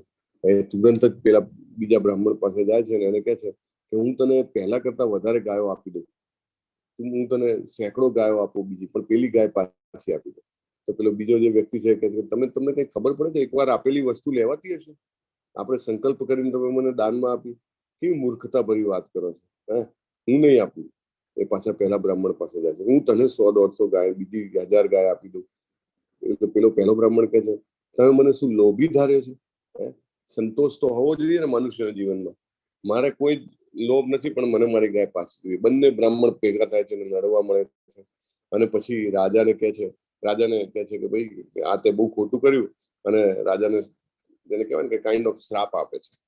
રાજા બહુ જ દુઃખી થઈ જાય છે કે આખી જિંદગી બધું જ આટલું બધું દાન કર્યું અને એક આ ખરાબ કર્મ થઈ ગયું. થોડા દિવસ રાજાની તબિયત બગડે છે અને નિમિ જે છે મૃત્યુ પામે છે અને ચિત્રગુપ્ત પાસે જાય છે. યમરાજ કહે છે તમે તો એટલા બધા સારા કર્મો કર્યા છે કે તમને અનંત સમય સુધી તમે સ્વર્ગલોકમાં નિવાસ કરી શકો છો. તમારા પુણ્ય ખૂબ વધારે છે. પણ અને રાજા he was emperor of the world, સમ્રાટ હતા. એને તરત ખબર પડી ગઈ તમે પણ કહો છો મને ખબર છે મારાથી એક કામ ખરાબ થયું છે, રાઈટ. એટલે કે હા એની સજા તમારે ભોગવવી પડશે. કે શું તમારે પહેલા કે પુણ્ય ભોગવી લેવા છે કે પહેલા તમારે સજા લેવી છે? હોશિયાર છોકરો હોય એ હંમેશા લેસન પહેલા પૂરું કરી દે, બરાબર ને, પછી રમવા જાય. ના મને પહેલા ખોટાની સજા આપો કે તમારે ગરોળી બનીને લાંબા સમય સુધી રહેવું પડશે એક મોટા કુવામાં. અને કુવામાં ગરોળી બનીને એ રહે છે. પછી જયારે કૃષ્ણજી દ્વારિકામાં પોતાનું જેને કહેવાય ને કે સામ્રાજ્ય સ્થાપે છે ત્યારે કૃષ્ણજીના બાળકો જયારે રમવા નીકળે છે, રમતા રમતા જંગલમાં જાય છે, તરસ લાગે છે. એ વખતે તો આપણા જેવું નહીં કે વોટર બેગ લઈને જાય. આજુબાજુમાં વાવ હોય, કૂવો હોય, નદી હોય, ત્યાંથી પાણી પીવાનું. એટલે કૂવો શોધતા આવ્યા અને કૂવો મળ્યો એટલે ખુશ થઈ ગયા. અને કૃષ્ણજીને તમને ખબર છે 16,108 રાણી હતી. 16,108 રાણી, દરેક રાણીને 10 પુત્રો હતા. કૃષ્ણજીનો પોતાનો પરિવાર 1,60,000. Can you imagine? Anyway, he is a lord, right? We can't think him like a normal person. Anyway, તો એ છોકરાઓ જે છે એ ગરોળીને જોવે છે ને એને બહાર કાઢવા માટે બહુ જ પ્રયત્ન કરે છે. જુઓ, ભગવાનના ભક્તોનો એક આ બહુ જ મોટો નિયમ, મોટો ગુણ છે. તમારે આ સમજવાનો છે. they are always helpful, એમને બહુ જ મદદ કરવાની ઈચ્છા. અને કોઈ પણ જીવ પતિત હોય તો એને ઉગારવા માટે બહુ જ આવી જાય. જેવી રીતે આપણા શ્રીલા પ્રભુપાદ, રાઈટ. એમને કઈ અહીંયા આગળ એમના કર્મોના કારણે આવવાની જરૂર નથી આ ધરાતલ પર, પણ છતાં એ આવ્યા. કેમ? તો કે એમને ને આપણા બધા પ્રત્યે પ્રેમ હતો. તમને લાગે કે એમને, આપણે તો એમને જોયા નથી, એ કેવી રીતે આપણને ઓળખતા હોય ને એમને કેમ પ્રેમ હોય? ના, એમને એકે એક જીવની ખબર હોય. ભગવાનના પાર્ષદ હોય ને, they know you and they know me by name. You know, એમને ખબર છે કે આટલા ટાઈમ પછી આ લોકો આવીને આ મારી જે ભગવદ્ ગીતા જે છે એનું ચર્ચાઓ કરશે, શ્રવણ કરશે, એને સમજવાનો પ્રયત્ન કરશે, અને એ કરતા કરતા કરતા એ કૃષ્ણજીને વધારે સેવા કરશે, અને એમને ફરીથી આવવું નહીં પડે અહીંયા આગળ, ફરીથી જન્મ નહીં લેવો પડે, ફરીથી મૃત્યુ નહીં પામવું પડે, ફરીથી વૃદ્ધાવસ્થા નહીં આવે. તો એવી રીતે ભક્તો બહુ જ દયાળુ હોય છે. એમનાથી ના થયું તો સીધા કૃષ્ણજી પાસે ગયા અને કૃષ્ણજીને હાથ પકડીને લઈ આવ્યા. આ ભક્તોનો બીજો ગુણ છે. ભગવાનને આપણે ડાયરેક્ટ આપણી એટલી, જેને કહેવાય ને કે સારા કર્મો ના હોય કે આપણે એમને એપ્રોચ કરી શકીએ, પણ જો ભગવાનના ભક્તોની દયા, ભગવાનના ભક્તોનો પ્રેમ, એમની અનુકંપા, એમની કરુણાને જો આપણે પાત્ર બન્યા તો આપણે ભલે લાયક ના હોઈએ, બટ સ્ટીલ આપણને ભગવાન મળી શકે છે. કેટલી આશ્ચર્યજનક વાત છે. દાખલા તરીકે મારા કોઈ કોન્ટેક્ટ ના હોય કોઈ મોટી વ્યક્તિ સાથેના, બરાબર, પણ મારો જે ફ્રેન્ડ છે, મારો જે મિત્ર છે, એના ફાધર બહુ મોટી વ્યક્તિ છે સમજો, અને મારે કંઈક જરૂર હોય, હું મારા મિત્રને કહું, અને એ તો સ્વાભાવિકલી એના પિતાને કહી શકે, અરે તમે આ કરો ને, મારા મિત્રને મદદ કરવાની છે. અને doesn't it happen it so fast? આપણા ભારતીયોને તો આ બધી ખબર હોય, how to use contacts, right? તો એ જે છે બાળકો એમ કૃષ્ણજીને લઈ આવે છે, કૃષ્ણજી એમનો હાથ અંદર નાખે છે, હાથ એટલો લાંબો થાય છે કે છેક ગરોળી સુધી જાય છે, અને જેવો ગરોળીને ટચ થાય છે, ગરોળીમાંથી એક દિવ્ય પુરુષ પ્રગટ થાય છે. પ્રભુ નેક્સ્ટ સ્લાઇડમાં હશે લગભગ, ફોટો જુઓ તો. નથી? ઓકે, સ્ટીલ વન મોર, કદાચ હજી એક સ્લાઇડ આગળ નથી. ઓકે, જૂની સ્લાઇડમાં હતો, વી કેન ગો બેક. તો એ દિવ્ય પુરુષ પ્રગટ થાય છે અને કૃષ્ણજી પૂછે છે તમે કોણ છો? એટલે એમને દંડવત પ્રણામ કરીને કહે છે કે તમે તો પૂર્ણ પુરુષોત્તમ પરમેશ્વર છો, તમે બધું જાણો છો, છતાંય તમે બધાના લાભાર્થે પૂછી રહ્યા છો. તો હું કહું છું કે હું પૂર્વ જન્મમાં રાજા નૃગ હતો. જેવું એમને નામ લીધું ને, બધા જ અચંબિત થઈ ગયા. નૃગ રાજા, આટલા બધા તપ, જેને કહેવાય દાનવીર, કે એમના જેવો દાની હજી સુધી ઉત્પન્ન નથી થયો, એમને ગરોળી બનવું પડ્યું. કેમ? કર્મનો કાયદો બહુ ખોટો છે, બધા એવું માનવા મળે. આ તદ્દન રોંગ છે, આવો હોય જ ના શકે. આપણને ઘણી વાર એવું થાય ને, માણસ આટલો સારો છે, એની સાથે આવું ખરાબ કેમ થઈ શકે? એનું શરીર કેમ બગડી શકે? અથવા એને પૈસા કેમ ના મળે? અથવા એને કુટુંબમાંથી આટલી તકલીફો કેમ થાય? We don't know the background. કર્મનો કાયદો એકદમ, જેને કહેવાય ને, સટીક ભગવાને બનાવેલો છે, રાઈટ? એનીવે, તો એ કહે છે કે મારે આવું થયું હતું ને એના કારણે મને ગરોળી બનવું પડ્યું. તો પછી પાછા લોકો પૂછે છે, પણ તો પછી તમે ગરોળીમાંથી હવે કેવી રીતે છૂટા થઈ ગયા?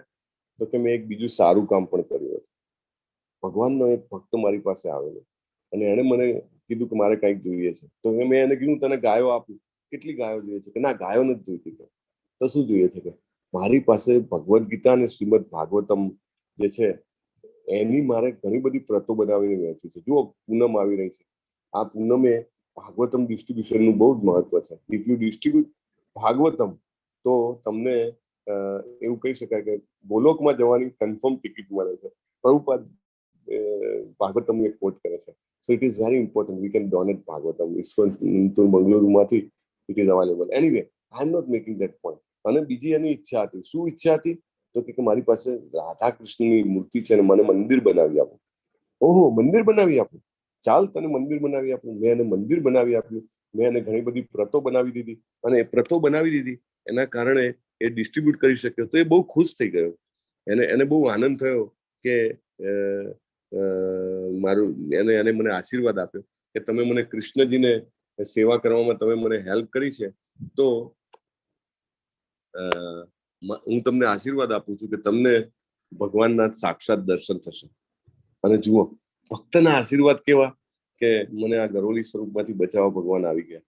સો ઇમ્પોર્ટન્ટ પોઈન્ટ હિયર ઇઝ કે, અને પછી જતો રહે છે, મૃગ રાજા જતા રહે છે, પણ ઇમ્પોર્ટન્ટ પોઈન્ટ કે તમે ગમે તેટલી માનવ સેવા કરો ને બોસ, ગમે તેટલી મોટા તમે જેને કહેવાય કે અન્ન ક્ષેત્ર ખોલી દો, તમે મોટી હોસ્પિટલ ખોલી દો, તમે ગમે તેટલા જેને કહેવાય કે લોકોને પૈસા મળે એવું આયોજન કરો, તમે એમની દુઃખ ઓછા કરીને સુખ વધારવાનું કરો, બટ એ બધું જે છે એ શેમાં આવે છે?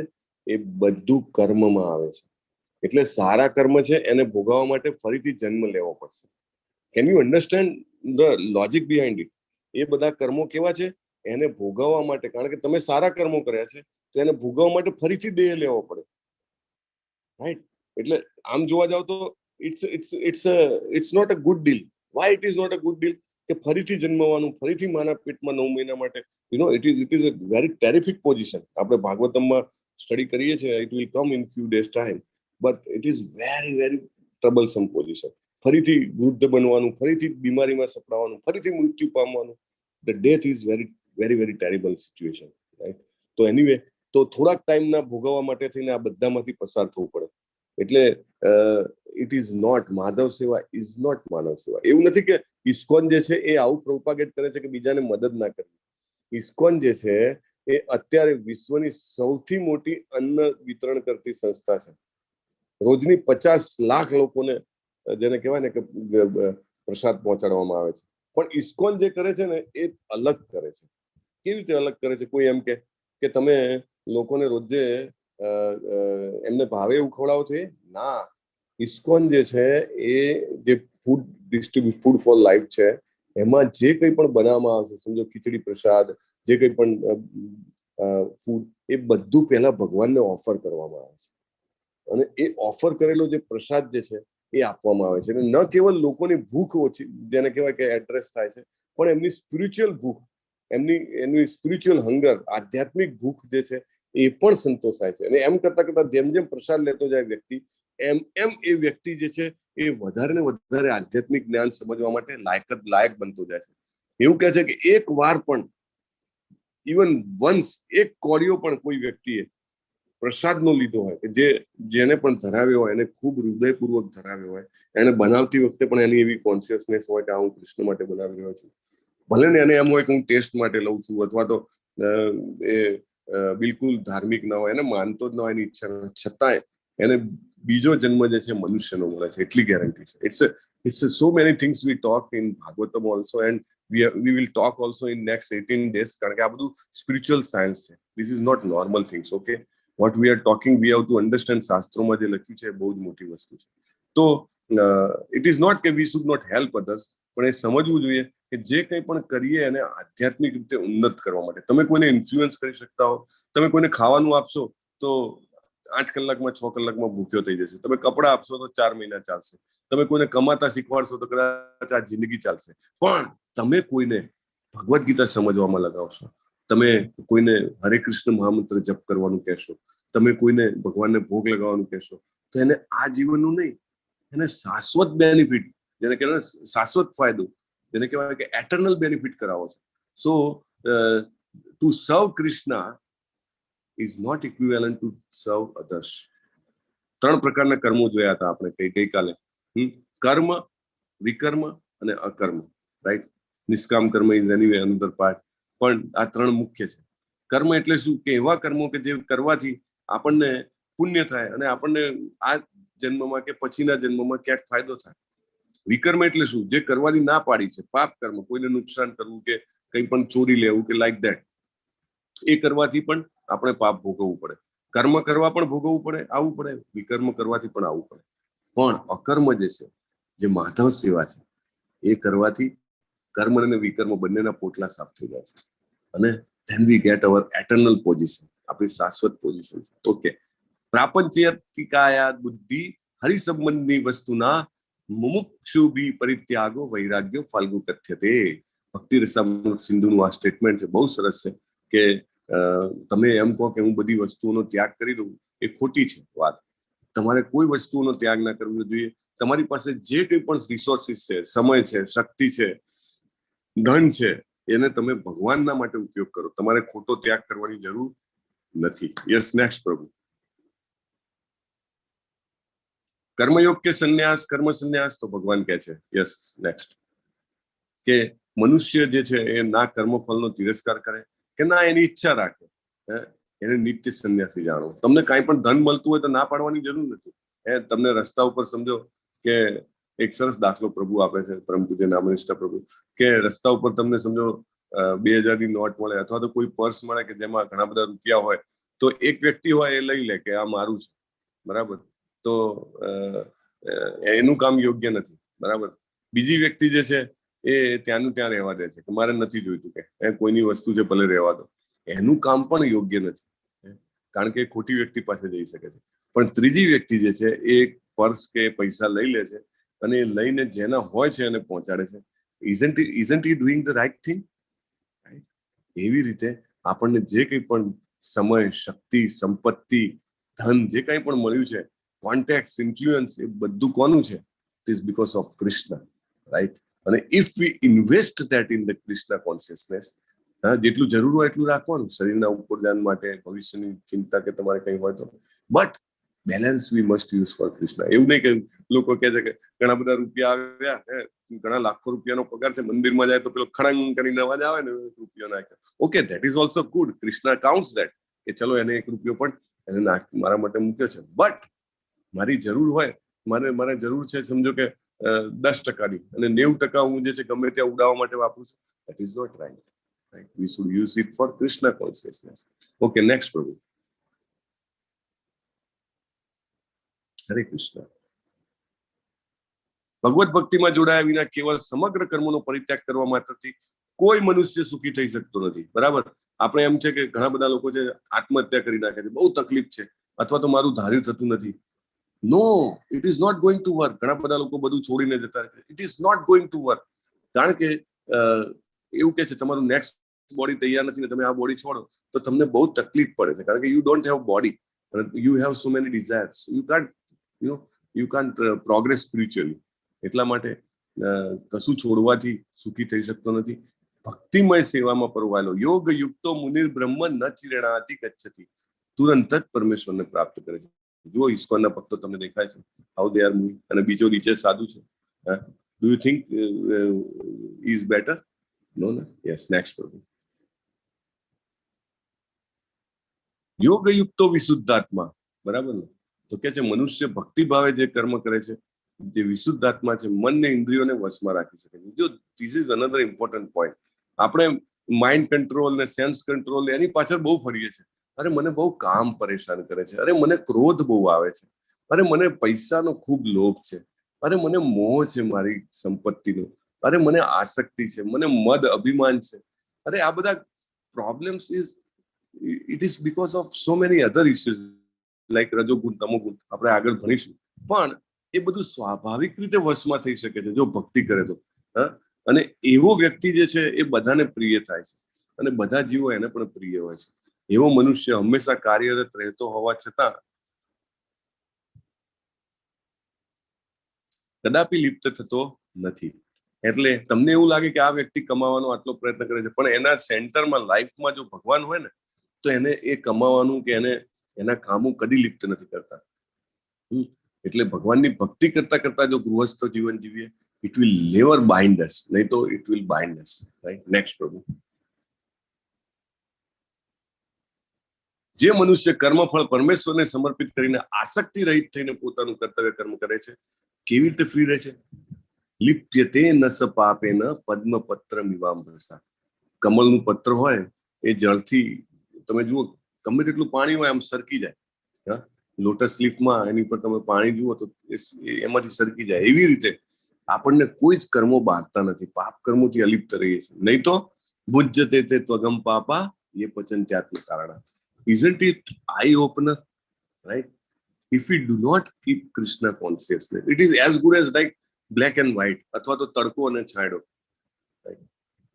તમે અગર જો આધ્યાત્મિકતાને જીવનમાં નથી લાવતા, then everything is dark. We don't understand. Everything binds. Everything disappoints. Right? Anyway, next. આ જગતમાં રહીને વ્યક્તિ પોતાની ફરજ કેવી રીતે નિભાવી શકે? ચાલો, we will go next. We will have answers in subsequent slides. Next પ્રભુ. તો યોગીજનો અનાસક્ત થઈને શરીર, મન, બુદ્ધિ અને ઇન્દ્રિયો દ્વારા પણ કેવળ આત્મશુદ્ધિના હેતુ માટે કર્મ કરે છે. તમને દેખાય છે, રાઈટ? તો 3 પ્રકારના અહીંયા આગળ બતાવેલા છે. અલગ અલગ રીતે લોકો ભગવાનની સેવા કરે છે. 12મા અધ્યાયમાં પણ આવશે આપણને કે તમે કાં તો પૂર્ણ જેને કહેવાય ને કે શુદ્ધ ભક્તિમય સેવા કરીને કર્મ કરી શકો, અથવા તો વિધિ વિધાનો વાળી ભક્તિ, વૈદિક ભક્તિ જેને કહેવાય એ રીતે કરી શકો કે જેવી રીતે કીધું છે એ પ્રમાણે, રાઈટ. ધેન નેક્સ્ટ આવે નિષ્કામ કર્મ કરી શકો. So all this things will study subsequently. Yes, next પ્રભુ. હા, શિલા પ્રભુપાદ જયારે ટોમ્કિન્સન પાર્કમાં ગયા ત્યારે કોઈ જ નતું એમની સાથે. ધીરે ધીરે લોકો આવતા ગયા. એ તો એકલા બેસીને એમના ગુરુએ કીધું તો he was chanting Hare Krishna, right. Next પ્રભુ. યસ, તો ભક્તિમાં સ્થિર થયેલો મનુષ્ય જે છે એ પરમ શાંતિને પામે છે. જુઓ, ભગવાન કહે છે શાંતિ પોસિબલ છે. આપણને એમ લાગે કે અરે શાંતિ જ નથી જીવનમાં.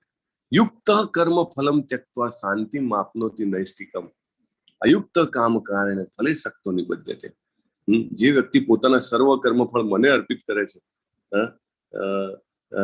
એ જે છે એ શાંતિમાં રહે છે. પણ જે ભગવાન સાથે સંલગ્ન હોતો નથી, પોતાના શ્રમના ફળનો લોભી છે, તે બદ્ધ થઈ જાય છે. It is everything is binding, right. આંગળી જ્યાં સુધી આ હાથ સાથે જોડાયેલી છે ત્યાં સુધી આંગળીનું ખૂબ મહત્વ છે. પણ સમજો કે આંગળી કપાઈને છૂટી પડી ગઈ અને પછી ડોક્ટર કે આ આંગળી જે છે હવે ઓપરેશનથી આની સાથે સંધાય એવી નથી, then it is useless. એક નાનો સ્ક્રૂ હોય મોટા મશીનમાં, જ્યાં સુધી અંદર હોય ત્યાં સુધી એનું ખૂબ મહત્વ છે. પણ એ નીકળી ગયો ને બહાર પછી ગમે ત્યાં કચરામાં હોય, ભલે ને કરોડો રૂપિયાનું મશીન હોય, બટ એ સ્ક્રૂનું કોઈ ઉપયોગિતા નથી, રાઈટ. Yes, next. સર્વ કર્માણી મનસા, જ્યારે જે ધારી જીવાત્મા પોતાની પ્રકૃતિને વશમાં કરી લે અને મનથી બધા કર્મોનો પરિત્યાગ કરે, ત્યારે નવ દ્વારાવાળા નગરમાં કશું કર્યા કે કરાવ્યા વગર સુખપૂર્વક રહે છે. આપણને લાગે આ જરા હાઈ ફિલોસોફી છે. કેવી રીતે જીવનમાં ઉતારવી, કે પ્રકૃતિને કેવી રીતે વશમાં કરવું, મનથી કર્મોનો કેવી રીતે પરિત્યાગ કરવો. No, it is not so difficult. પ્રભુપાદના તમે તાત્પર્ય ભાવાર્થ વાંચશો, પરપટ વાંચશો અને આગળ તમે લેવલ 2 લેવલ 3 માં ડિટેલમાં સ્ટડી કરશો.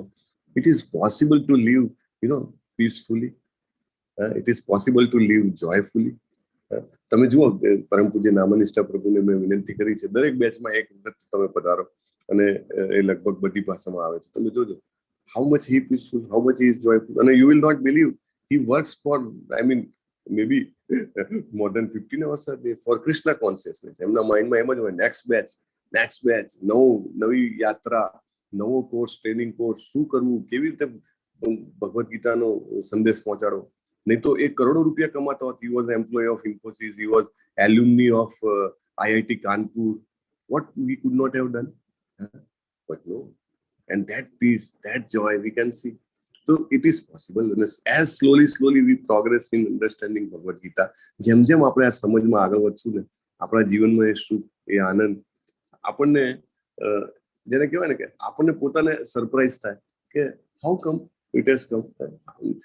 પહેલી જ વખત જયારે અહીંયા આગળ ઘણા બધા ભક્તોએ 12મી 15મી વખત કરતા હોય તો તમે જુઓ એમાં એમના પણ ફીડબેક કે આ જ વસ્તુ, આ જ ઘટના, દાખલા તરીકે કોઈની ટ્રાન્સફર થઈ ગઈ તો કે આ જ ઘટના થોડા ટાઈમ પહેલા બની હોત ને તો કે મને એટલું સ્ટ્રેસ થાત, એન્ઝાયટી થાત, પણ હવે મને એવું લાગે છે ઇટ્સ નોર્મલ. આઈ થિંક પ્રીતિકુમાર પ્રભુ કહેતા હતા, રાઈટ. પછી લલિતકુમાર પ્રભુ એકવાર કહેતા હતા કે સર્જરી જયારે પહેલા થતી હતી ત્યારે આમ એટલી બધી ચિંતા ને એ બધું થતું હતું, હવે એવું લાગે છે કે this is the body and body has to happen. કારણ કે આ જ્ઞાન અંદર ઉતરવું જોઈએ, સુપરફિશિયલ નહીં, ઉપર. Things are happening. એવું નથી કે જીવનમાં જે થાય છે એ નહીં થાય, બરાબર, થતું થવાનું જ રહેવાનું, પણ તમે એનાથી ઉપર આવી જશો, રાઈટ. આ સમજવામાં, આ જ્ઞાનને નજીક જવામાં શું ફાયદો છે? સાક્ષાત શ્રી કૃષ્ણના શબ્દો છે. અને આપણને એવું થાય કે આપણને જાણે ઉપાડી લીધા હોય ને ઉપર, અને આપણે વિહંગાવલોકન ઉપરથી કરતા હોઈએ, સો આપણને એમ લાગે oh it's all right. Okay, next. તો શરીરના 9 દ્વાર ક્યાં છે બધાને ખબર છે. 2 આંખો છે, 2 કાન છે, નાક છે, મોં છે, જનનેન્દ્રિય અને ગુદા. તો જ્ઞાન તું તદ જ્ઞાનમ યેસામ નાસિતમ આત્માનમ તેસામ આદિત્યવજ્જ જ્ઞાનમ પ્રકાશ્યતિ તત્પરમ. તો જ્યારે કોઈ મનુષ્ય અવિદ્યાને નષ્ટ કરનારા જ્ઞાનથી પ્રબુદ્ધ થાય ત્યારે જેવી રીતે દિવસે સૂર્ય દ્વારા બધું પ્રકાશિત થાય છે તેવી રીતે એના જ્ઞાનથી બધું જ પ્રગટ થઈ જાય છે. દાખલા તરીકે એવું વિચારો કે સેંકડો વર્ષોથી એક બંધ ઓરડો હોય, એમાં ક્યારેય કોઈ ના ગયું હોય, બરાબર, અને અંધારું જબરજસ્ત હોય, અને તમે એમાં દીવડો લઈને જાઓ, ઓટોમેટિક પ્રકાશ થઈ જાય છે. તમારે અંધારું ભાગી જા અથવા તો દંડો લઈને મારવા જવું પડે છે? ના, જસ્ટ દીવડો લાવો. તેવી રીતે આપણી અંદર ઘણું બધું અવિદ્યા પડેલી છે. અવિદ્યા મીન્સ અવિદ્યા એટલે અજ્ઞાન. એ અજ્ઞાન જે છે આપણા બધા જ દુઃખોનું કારણ છે, અથવા આપણા બધા પ્રોબ્લેમ્સનું રીઝન છે. અને એને કેવી રીતે દૂર કરી શકાય? જેમ જેમ આપણે ભગવદ્ ગીતાની નજીક જઈશું, જેમ જેમ આપણે આ સમજવાનો વધારે પ્રયત્ન કરીશું, એમ એમ ઓટોમેટિકલી એ અજ્ઞાન છે દૂર થઈ જાય છે. Yes, next. આ ભગવાનના શબ્દો છે. We have to believe this verse. Yes, next પ્રભુ. હરે કૃષ્ણ. હા, જ્યારે મનુષ્યની બુદ્ધિ, મન, શ્રદ્ધા તથા આશ્રય સર્વથા ભગવાનમાં સ્થિષ્ટ થઈ જાય છે. બહુ જ મહત્વનું છે. તનિષ્ઠા તત્પરાયણા. કોના પરાયણ? શ્રી કૃષ્ણના પરાયણ. ત્યારે તે પૂર્ણ જ્ઞાન દ્વારા સર્વ સંશયોથી વિશુદ્ધ થઈને સીધો મુક્તિ પંથે આગળ વધે છે. એટલે ધીરે ધીરે ધીસ વિલ હેપન. તમને ખબર નહીં પડે how it is happening. This is a subtle process. આ સૂક્ષ્મ પ્રક્રિયા છે. This is not any way material process. કોઈ ભૌતિક પ્રક્રિયાની વાત નથી. ઇવન જ્યારે સાયકલ શીખતું હોય નાનું બાળક, તો પહેલા તો ધીમે ધીમે એને 4 પૈડા વાળીને, પછી એ 3 પૈડા અને 2 પૈડા, પછી ધીમે ધીમે ટ્રાફિકમાં પણ ચલાવતો શીખી જાય. સો ભૌતિક જ્ઞાન જો આટલું સરળ હોય કે આટલી થોડીક પ્રેક્ટિસથી થઈ જતું હોય, તો આધ્યાત્મિક જ્ઞાન જે છે એ તો ભગવાને વધારે સરળ રાખેલું છે. જેમ જેમ શ્રવણમ થતું જાય એમ એમ મન, બુદ્ધિ અને બધું જ જે છે, જેને કહેવાય કે આપણી ઇન્દ્રિયો, બધું જ જે છે સ્લોલી ઇન્વેસ્ટમેન્ટ થતું જાય એનું ભગવાનમાં. અને આપણે મુક્તિના પંથે આગળ વધીએ, આપણને ખબર પણ નથી પડતી. આપણે બધા બહુ ફોર્ચ્યુનેટ છીએ કે આપણને શ્રીલા પ્રભુપાદના શબ્દોને ચર્ચા કરવાનો સંગ મળે છે. અને ઘેર બેઠા તમારા ઘરના એકદમ શાંતિ ભર્યા માહોલમાં બેસીને સોફા ઉપર, મેની અ ટાઈમ્સ ચેર પર, મેની અ ટાઈમ્સ તમે ક્યાંક ચાલતા હો, છતાંય તમે સાંભળી શકો છો. સો ભગવાને આ બધી વ્યવસ્થા કરી છે સો દેટ આપણે મુક્તિના પથ પર આગળ વધી શકીએ. Yes, next. વિનમ્ર સાધુઓ, વિદ્યા વિનય સંપન્ન. અને જયારે આગળ વધે ને ત્યારે કેવા લોકો થાય? અહીંયા આગળ ભગવાને પંડિતા એની વ્યાખ્યા આપી છે. આગળ પણ ભગવાને અશોચ્યાનન્વ શોચસ્તમ, બીજા અધ્યાયનો શ્લોક હતો. પ્રજ્ઞાવાદાંશ ભાષ્ય ગતાસુન નાનું સોચિતું પંડિતા. ત્યાં પણ પંડિતા શબ્દનો, પંડિતા એટલે કેવા કે જે ખરેખર સ્પિરિચ્યુઅલ નોલેજમાં આગળ વધી ગયા હોય. તેવા લોકો જે છે એ બ્રાહ્મણ એટલે કે વિદ્વાન અને વિનય વ્યક્તિ હોય, ગાય હોય, હાથી હોય, કૂતરા હોય, ચંડાળ હોય, બધાને સમાન દ્રષ્ટિથી જોવે. ધેટ મીન્સ કે કૂતરો આવે તો ઘરમાં બેસાડવાનો ના, એવું નહીં. ટ્રીટમેન્ટ અલગ અલગ હોય, પણ અન્ડરસ્ટેન્ડિંગ સેમ, કે બધાની અંદર પરમાત્મા સ્વરૂપે ભગવાન વસેલા છે.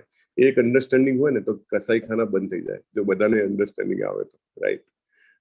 તો આપણે વૃક્ષોને વધ કરવાનું બંધ કરી દઈએ. એનીવે, નેક્સ્ટ પ્રભુ.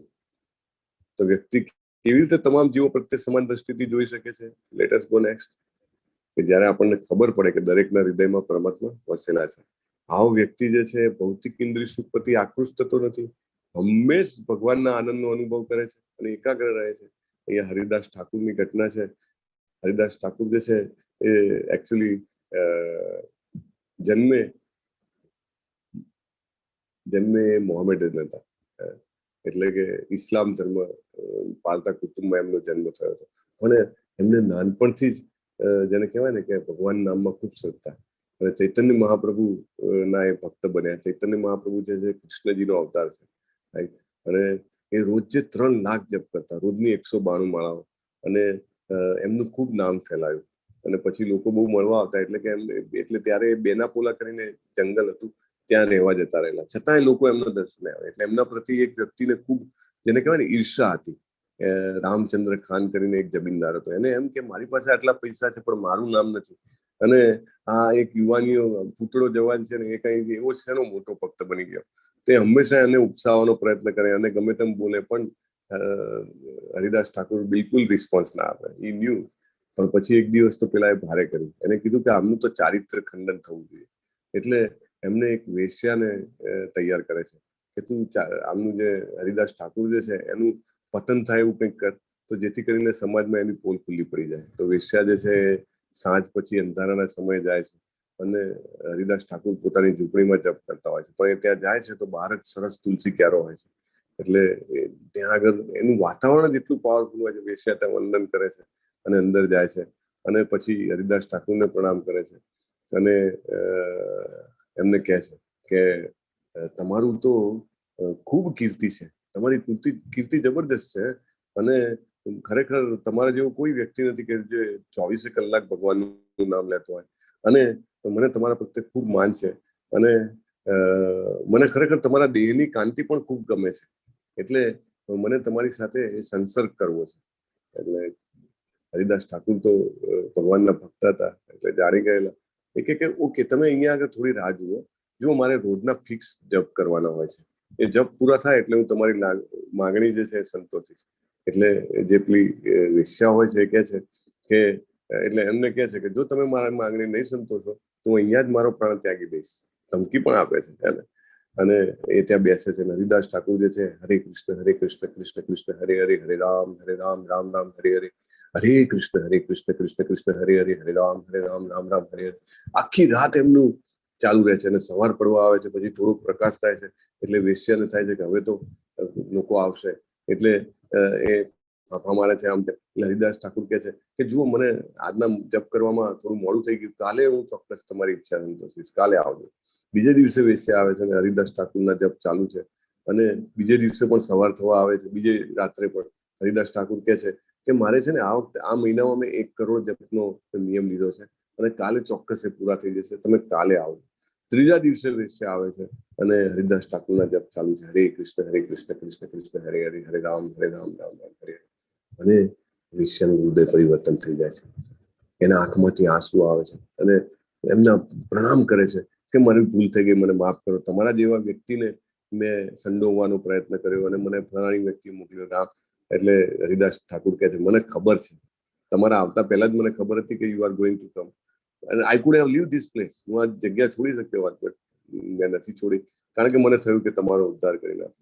એટલે વેશ્યા કહે છે કે હવે હું મારું જીવન આ રીતે નહીં જીવી શકું, હવે તમે મને માર્ગ આપો. અને એ કહે છે કે સારું, તું તારું બધું જ જે ધન કમાયું છે બધું તું વિતરણ કરી દે ભગવાનના ભક્તોમાં, અને અહીંયા આગળ આવીને આ તુલસી ક્યારા સામે તું રોજે મહામંત્રનો જપ કર, તારું કલ્યાણ થશે. એમ કરીને ત્યાંથી નીકળી જાય છે હરિદાસ ઠાકુર.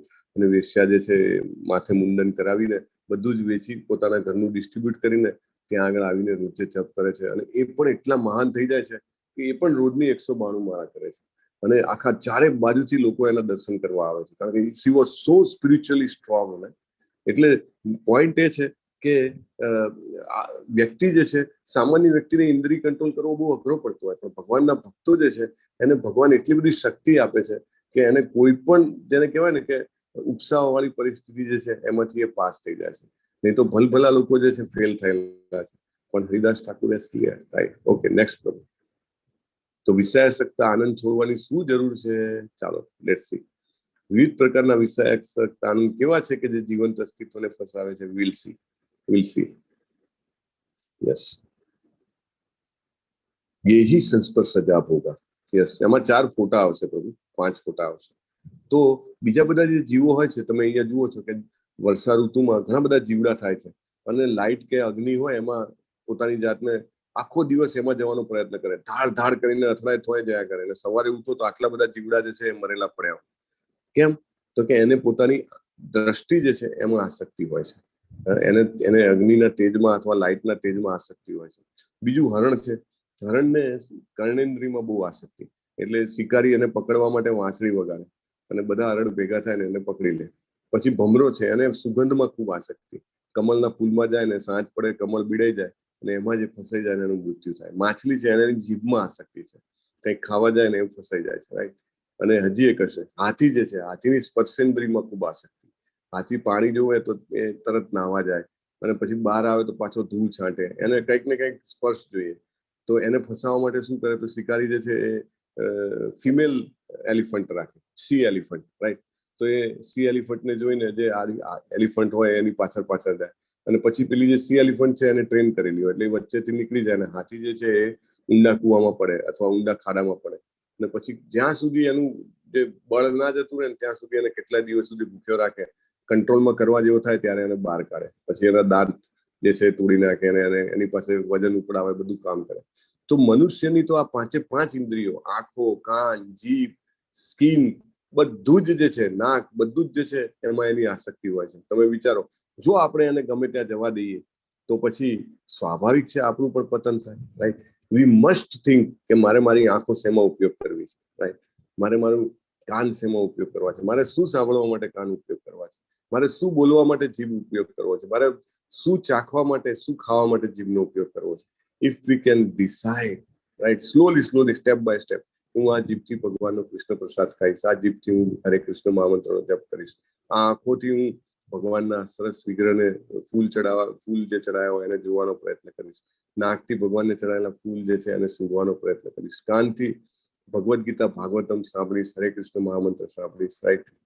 મારા પગ જે છે ભગવાનના મંદિર તરફ જવામાં વપરાશે, મારા હાથ જે છે મંદિર માર્ગને ચોખ્ખું કરવામાં વપરાશે, મારી જે સ્કિન જે છે એ ભક્તોના કોન્ટેક્ટમાં આવવા માટે હું પ્રયત્ન કરીશ, ભગવાનના ધામમાં જઈશ, યાત્રામાં જઈશ. Like that if we slowly try to live, it will be miraculous. It will be miraculous. ચમત્કારિક હશે. યસ પ્રભુ, નેક્સ્ટ. પણ આપણે એવું કરતા નથી, એના ફોટા છે.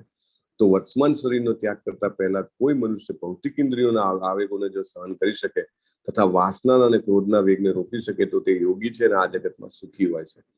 ઉપદેશ સામૃત આપણે લેવલ 3 માં સ્ટડી કરવામાં આવે છે. એમાં બહુ સરસ શ્લોક છે કે જે વ્યક્તિ એમાં છે કે જે જીભ નો વેગ, પછી પેટનો વેગ, ઇન્દ્રિયોનો વેગ, એને જે સહન કરી શકે છે એ વ્યક્તિ આખા વિશ્વને શિષ્ય બનાવી શકે છે. Right? That is one of the first versus. Anyway, તો આ બહુ જ ઇમ્પોર્ટન્ટ છે ને એ હેપન થાય છે, એવું નથી અલગથી એન્ડેવર કરવાનું. As you start chanting Hare Krishna, everything will happen. Right? Okay, next. તો મનુષ્ય અંતર થકી સુખી છે, સક્રિય છે, આનંદ અનુભવે છે, અંતર્મુખી છે, એ પૂર્ણ યોગી છે અને મુક્તિ પામે છે, અંતે બ્રહ્મને પામે છે. આ જ જીવનમાં શક્ય છે. રાઈટ? ઇટ ઇઝ નોટ કે આના માટે બહુ લાંબુ જોવાની જરૂર છે. ભગવાન કહે છે. Yes, next. તો શાંતિનું સૂત્ર છેલ્લો શ્લોક છે. What is the peace formula? લોકો કે ખૂબ પૈસા કમાયા, ખૂબ કીર્તિ કમાઈ, ખૂબ ભોગ કરું છું, પણ શાંતિ નથી મળતી. તો શાંતિ ક્યાં મળે? Late us C. ઓકે, શાંતિ કરવા માટે શું કરવું પડે? ભોક્તારમ યજ્ઞ તપસામ સર્વલોક મહેશ્વરમ સુરિદમ સર્વભૂતાનામ જ્ઞાત્વા મામ શાંતિ મુચ્યતે. પીસ ફોર્મ્યુલા આપેલી છે અહીંયા આગળ. જીવનમાં શાંતિ કેવી રીતે આવશે? શાંતિ એ પાયાની જરૂરિયાત છે આપણી.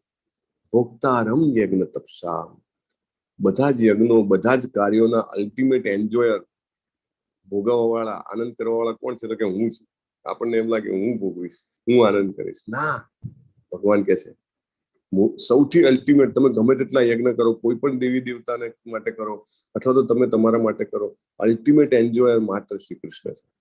પછી હું મારા ઘરનો રાજા છું, હું મારા પ્રોપર્ટીનો, પૈસાનો માલિક છું, હું આ દેશનો, હું આ જગ્યાનો કંઈક હેડ છું, મારી ઓફિસનો હેડ છું. ના, સર્વલોક મહેશ્વરમ. બધા જ લોકો આપણે જોઈએ, 14 લોકો, we will she may B in some time કયા લોકો છે ને બધું. તો એ બધા લોકોના મહેશ્વર, મહાન ઈશ્વર, રાજા ભગવાન કે હું છું. અને ત્રીજી વાત, સુરિદમ સર્વભૂતાનામ. તમને એમ લાગે કે આનું કોઈ નથી, આને દબડાવો અથવા એનું શોષણ કરો, એની પાસેથી કંઈક લઈ લો. ના, ભગવાન કહે છે સુરિદમ સર્વભૂતાનામ.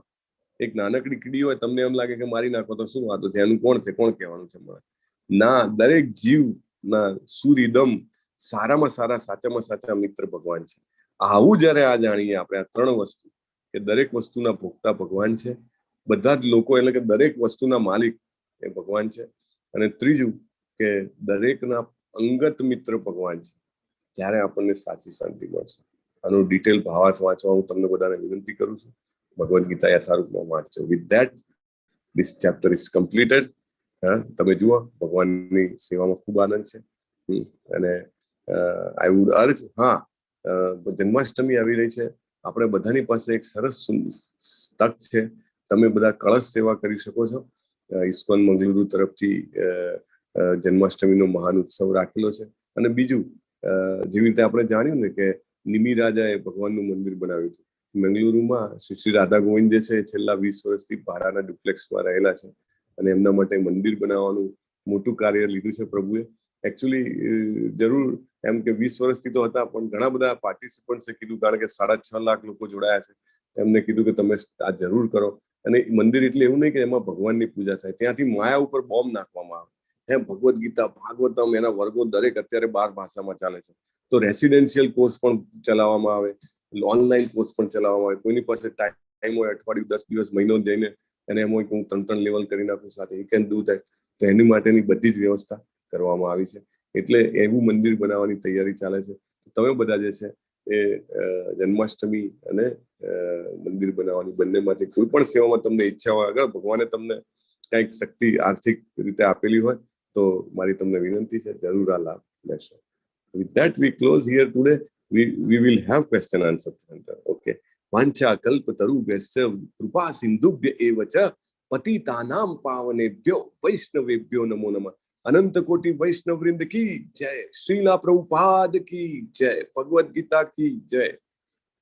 હરે કૃષ્ણ કૃષ્ણ કૃષ્ણ હરે હરે, હરે રામ રામ રામ હરે હરે.